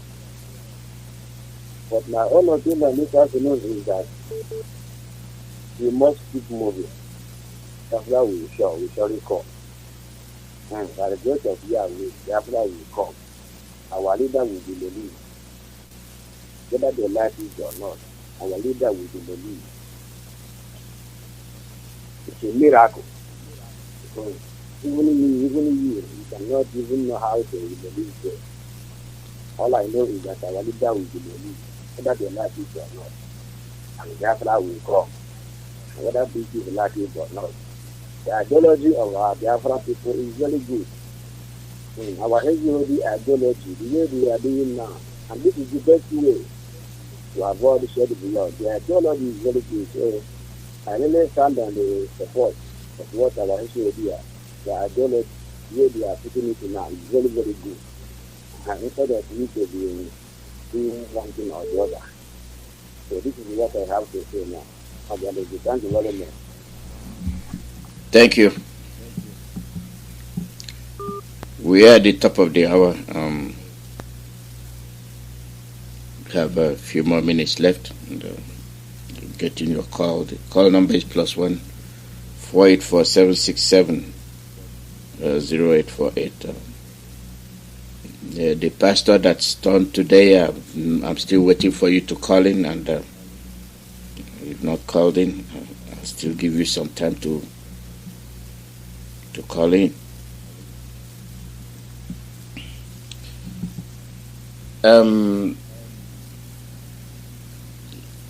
Our people, I hope we are learning from our experience. Those people you think that are for you are not for you. They will never be for you because they have their own agenda.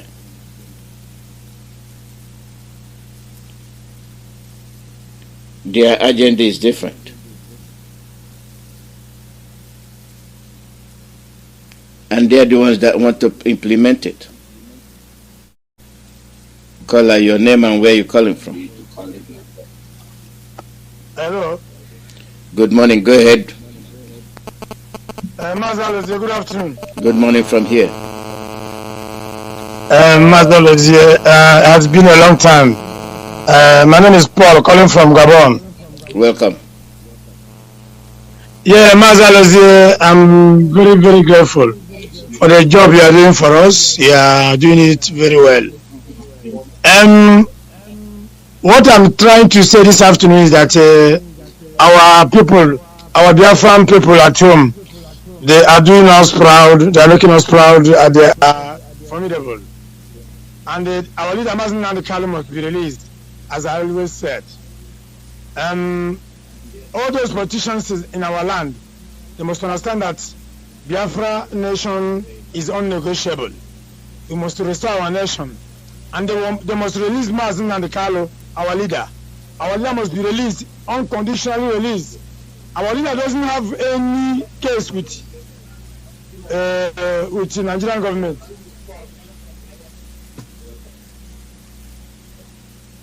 So that is why I'm telling them to stop disturbing the peace of Biafrans. We must restore our nation, and I'm pleading to all coordinators around the world to shake the world, to make people to understand that we need Biafra, because Biafran nation we are asking for, they cannot give us Biafra without shaking the world. We must shake the world. We must make it possible for them. And I'm calling the Middle Belt, Oduruwa, Arewa people should rise up. All those people should rise up before the Fulanis take our territory called Biafran and other nations in the zoo. They must rise up. Our leader has opened the eyes of all the zoo. Our leader has opened the eyes of everybody. People must rise up now. These people want to Islamize all the whole Nigeria, because anything these people are doing, the government in place are supporting them. Sending military to south, sending the Janjaweeds to go and punch the people who are agitating for their nation, but they cannot see what is happening in the north. How they are killing the Christians in the north. Can you imagine that on the October 1st, they bury people in Kaduna, but you cannot see any media. No media talk about it. It's to show you that these people, they know what they are doing. And thank you for our leader, Mazi Nnamdi Kanu. I'm calling the Ochukwu Kabiama to protect him for us, because he has opened our eyes. He has woke up all the old Biafrans to know what is happening, and all the zoo. Please, the white people should rise up. And I'm congratulating the Ambazonia people, our brothers in Ambazonia. Kudos to them. Very soon, everybody must be free. Thank you. Thank you, Mazi. Be blessed. Thank you very much. Thank you. Caller, your name and where you're calling from. Caller, your name and where you're calling from.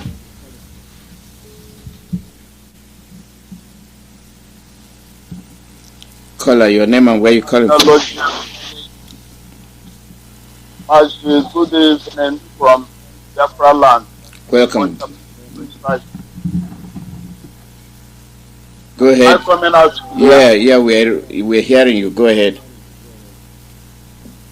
Am I coming out clear? Yes, we are hearing you. Go ahead. We are hearing you. Shalom, shalom, Biafrans all over the world. May people say Abiyama bless Biafra restoration, all the hardcore of Biafra. Today is the 28th day of our program, which Onyendu has declared before he went in. So I want us to follow me in the book of Psalms, chapter 1 to 8. And see your servant, Reverend Dr. Usoma Patrick. Let us read in King James Version with the Biafra way of reading it. And today's reading is highly dedicated to Onyendu, especially dedicated to Onyendu, Mazi Nnamdi Kanu, the servant of Chukwu Kadiamu and the servant of Biafra. Verse 1 says, Blessed is Mazi Nnamdi Kanu, that feareth the Lord, that walketh in his way. For he shall eat the labor of his hand. Happy shall he be, and he shall be well with him. His wife, Lolo, shall be as a fruitful vine by the side of his house. His children like olive plants around about their table. Behold, that so shall Mazi Nnamdi Kanu be blessed that feareth the Lord.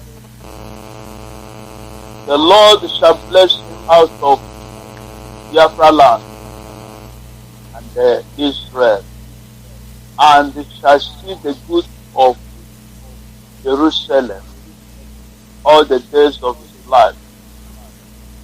Yes, he shall see his children, children, and peace upon Biafra and Israel.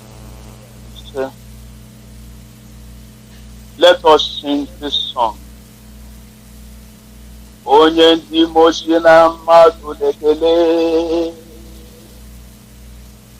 Onye ndị mosi na mmadụ na-ekele. Onye ndị mosi na mmadụ na-abụ isi ala gị. Onye ndị mosi na mmadụ na-ekele. Ka anyị kelee ya, onye ndị mosi na mmadụ na-ekele. ekele. Anyị na-ekele onye dị osi na mmadụ na mkpịsị ala gị. Ha wee tie nsọ, ha wee tie nsọ, ha wee tie nsọ. Sọka Jehova dị. Ọ dịghị onye yiri Chukwu, ọ dịghị onye yiri Chukwu, ọ dịghị onye yiri gị, ọdụm eboju dị ya.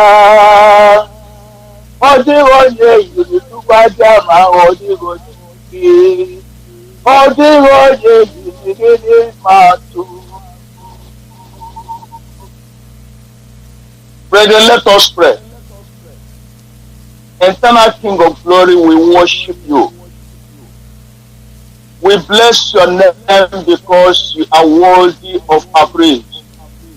We thank you for your servant Mazi Nnamdi Kanu, whom you have acknowledged as your son and have sworn to do him good all the days of his life. Yes. He shall not die, but live to enjoy the fruit of his labor in good health. His heart desire is always to please you. Onye pụrụ ime ihe niile, onye ji ihe niile ma ebe niile, pụrụ ime ihe niile. And to see Biafra free from every bondage and slavery. You have blessed him and no man can curse him. You are for him and no man can be against him. You said that you will be the enemy of his enemy and you will be adversary to his adversaries. O Father, behold your servant and son is in the hands of the wicked men. Almost now. Will thou keep quiet, O Elohim, and allow your servant to remain in the hand of the for such a level of humiliation? Father, you will not allow that. You said that you will fight his battle for him. Is the apple of your eye. Lord, arise. Go to God, and the fight against all the enemies of Mazi Nnamdi Kanu, no matter the relationship he has with them. Father, you said that the covenant with hell, the covenant with death shall be nullified, and the agreement with hell shall not stand. Therefore, we destroy any sacrifice or charm or incantation or enchantment or divination and witchcraft or pronouncement and declaration and decree that is made against your servant in any altar or in any coven or in any shrine. For let them be returned fire for fire, and let the fire of the Most High consume them in the name of God. We shatter and neutralize and nullify such powers. We render them useless and powerless. We command them ineffective, O Lord. We cause them their oppression and we terminate them. Their assignment over the life of your servant Mazi Nnamdi Kanu. Lord, anywhere they have taken his picture or his blood sample or any substance from his body to, Lord, we neutralize them with the blood of your son, Yahweh Yeshua, that was shed on the cross of Calvary. In the name of Chukwuka, we pray. Elohim El Shaddai, Elohim El Shaddai, because you reign. We stand against every pronouncement against your servant in the name of Chukwu. Lord, we totally annihilate all kingdom fighting against him and pull them down. We command them to fall and never to rise again. In the name of Chukwu,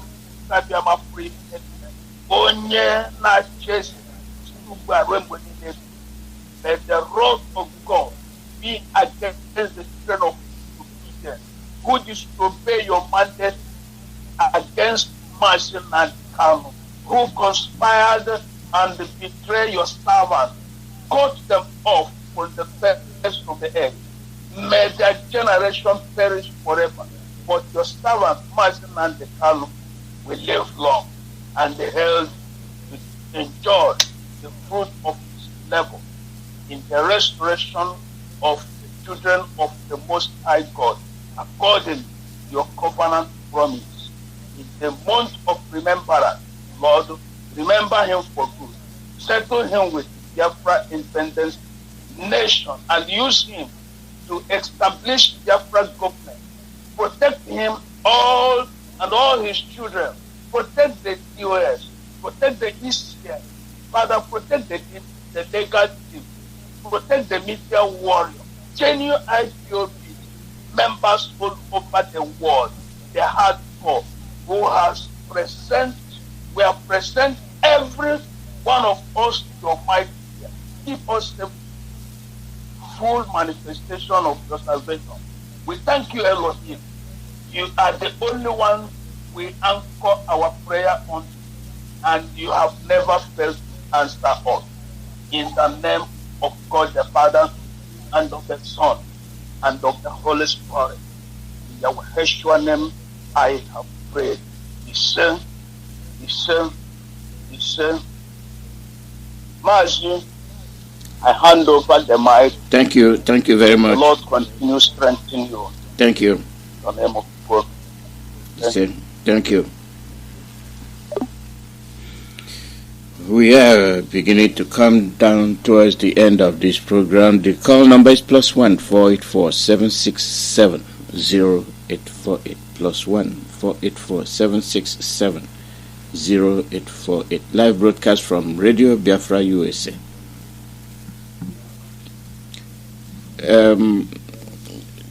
We've made a fool of ourselves for so long.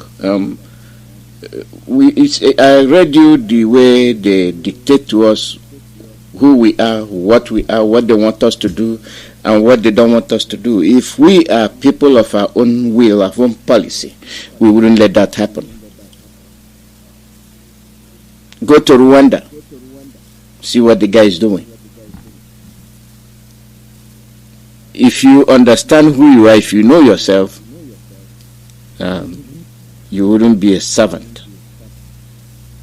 continuously. It's when you serve, then you decide to be on your own. So in this case, we have taken being a houseboy servant as our job. Even in diaspora, the same thing we do. Because our future has been dampened, blocked. And when we exit,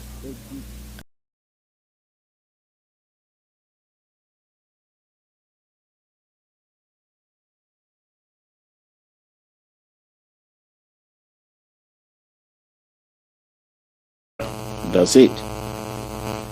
Call out your name and where you're calling from. Good morning, Madam. Good morning and welcome. Thank you very much. My name is Chukwu. I'm a native of Isiago, Yafaland.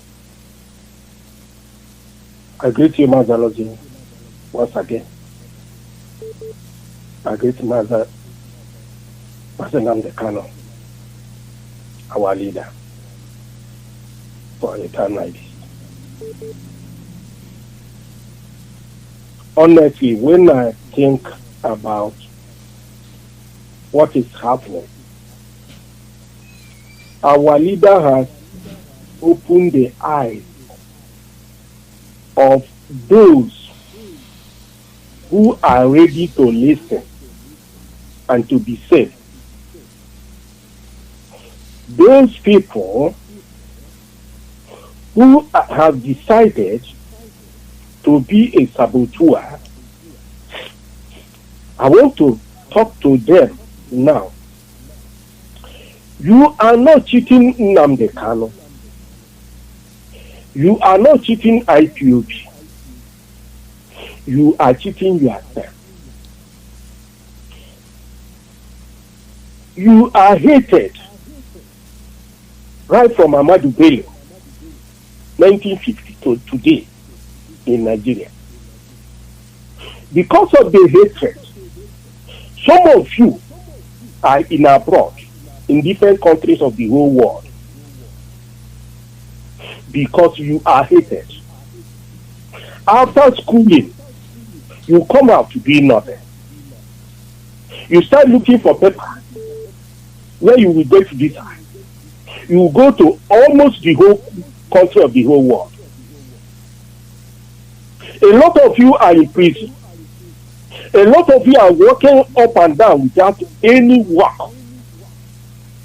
A lot of you have no even money to go back to Nigeria.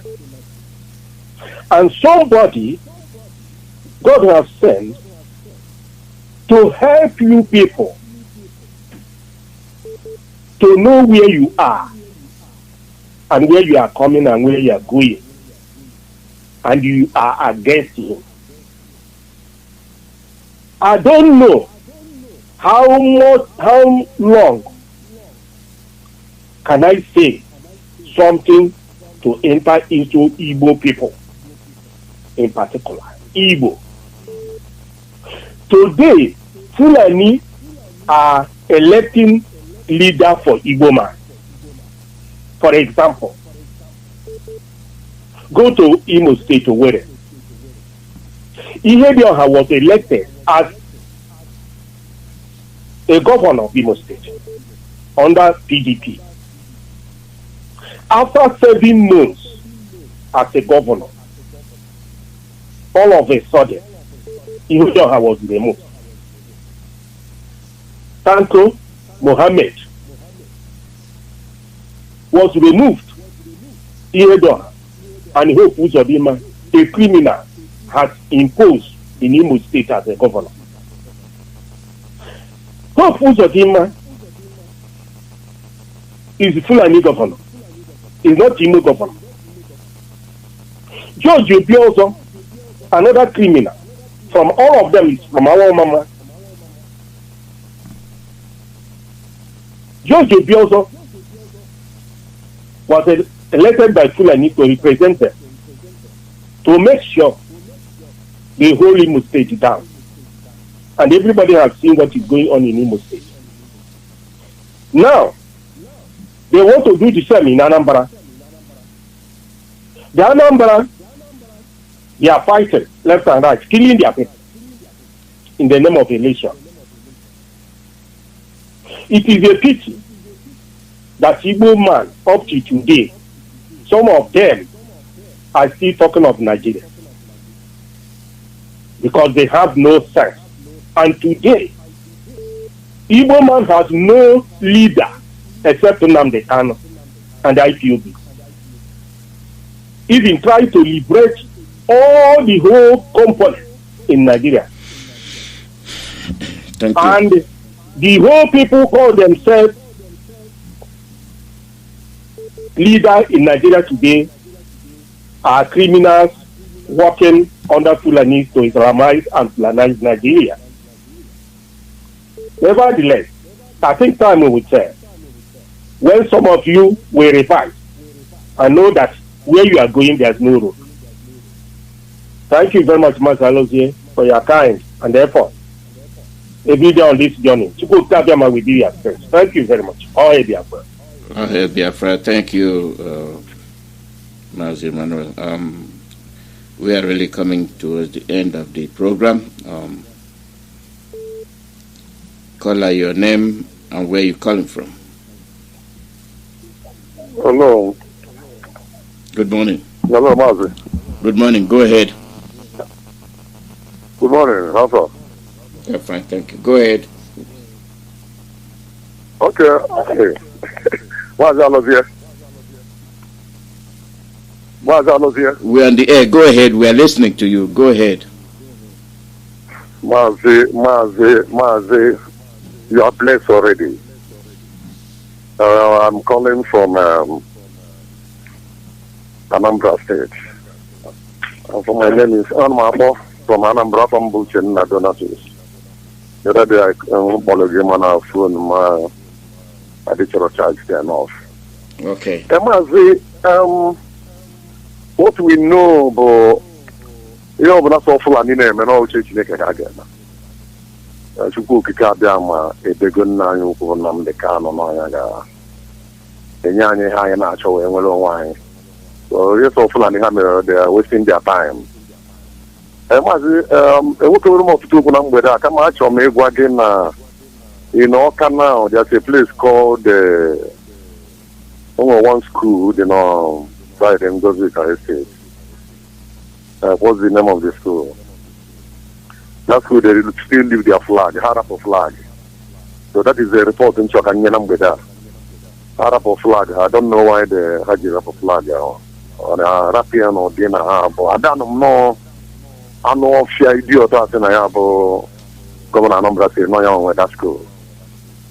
So you might have the flag there. I'm not here from Novia. So I have a report in here so that the body of IPOT guy never Thank you very much. There's a first school lad. I can't see can go get back. When I come back again, so that can make some analysis and them to get know the insure equal because these people are making deep wall although na Igbo so continue can those are slaves from this end of Biafra. God will deal with all of them one by one. Okay, thank you. Thank you. There is a school lad. Remember me the name of that school. State Model Secondary School. Ngozika Estate Oka. They will throw their flag. Harap they are there. So and some of the students have got the principal go wait for the flag. Man, this is okay. So maybe I am. So you are blessed, yeah? Thank you. Our leader. Chineke gwalo Moses fear no ichi puta efolo nyane ma fo ya according to Exodus 14:14 no ichi ke efolo nyane ma fo ka waso so therefore Fulani do higher they have already failed so they are wasting their time come here to go on we kwo. Thank you very much for your good work Thank you Ndewo. The people also be blessed. Thank you. The call number is +1 484 767 0848. Caller, your name and where you're calling from. Caller, your name and where you're calling from.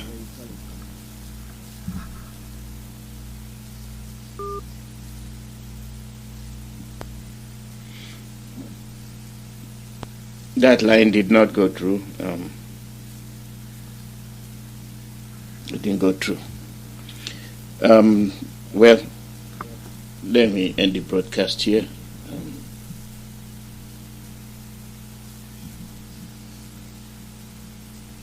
The instruction has been given, and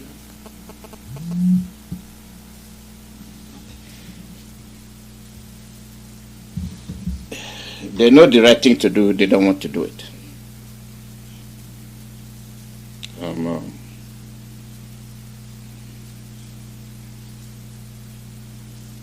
It is time.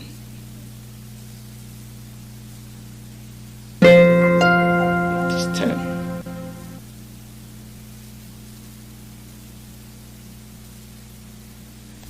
It is time. We are responsible for ourselves, and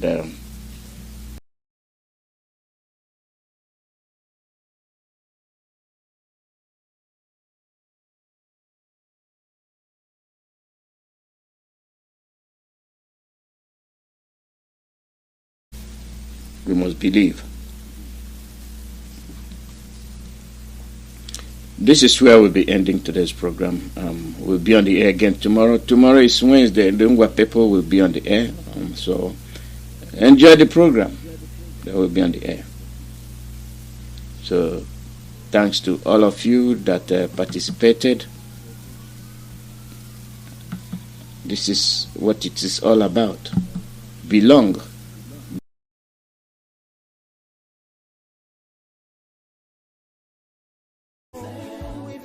Southeast and South-South, let me restate my position that I committed no offenses known to law. What they're charging me with doesn't exist, and they know it. I have no weapon. My only weapon is a microphone.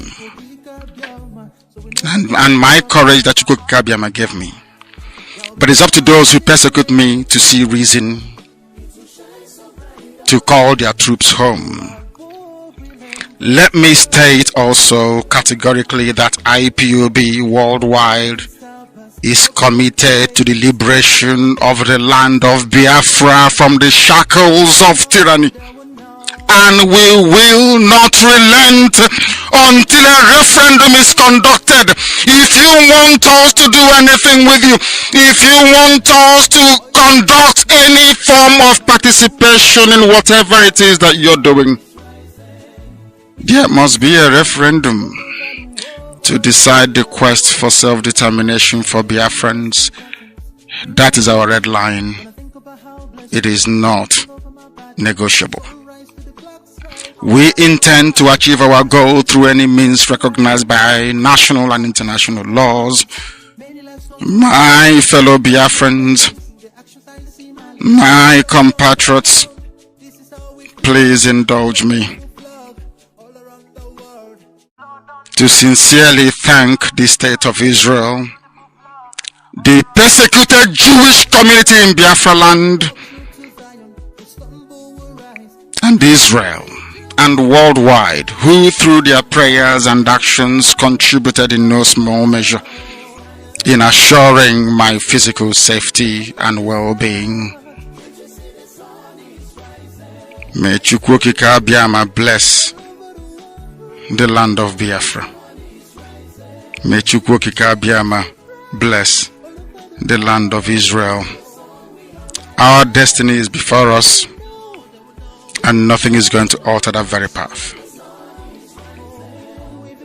Southeast and South-South are one. There is nothing like Niger Delta. There is nothing like South-South.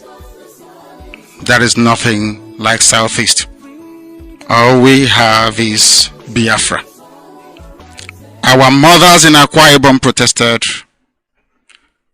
Our mothers in Iguacha protested and are still protesting. Okonko is an Annan culture. Abariba people are descended from Akwa Ibom, Ibibio land. Ekpe is of Efik culture. But you find all these things in Igbo land. The divide and rule tactics of the colonial era and the internal hegemonic tendencies of Kowari One North have perpetuated these historical distortions. Onwegi ihe ọbụla ndị iro pụrụ ime. Ekwensu na gbangba n'efu. IPOB stands on the truth. We do not move from our position. And our position is very simple. Without referendum, nothing will happen. They are registering little children in the north as usual. They are doing all they can to hold the people down in bondage. IPOB will not participate in such charade. It is not possible. We are civilized people and we play by civilized rules. There is nothing anybody can do to dissuade IPOB from following this path of total liberation of the land of Biafra. It is sacrosanct. It is not negotiable. My fellow Biafrans, as I've always said to you before, and I will continue to reiterate, those of you that stayed the course during my absence, my enforced absence. Those of you who diligently pursued the path of truth and of hard work and of discipline and application will be rewarded with the coming of a free Biafra. We are not like other people, because as I once reminded you before we came, there was nobody like us. Now that we are here, they pretend, they copy, they emulate, they fabricate. Call Nigeria a zoo because they do not reason. This is the BBC. They will wish what it is very many of IPOB, and we beseech the discipline of heavenly. The largest mass movement in the whole world bar none. And we did it because Chukwokika Biama is with us. We did it because Chukwokika Biama created IPOB himself. And we are here to pilot its affairs.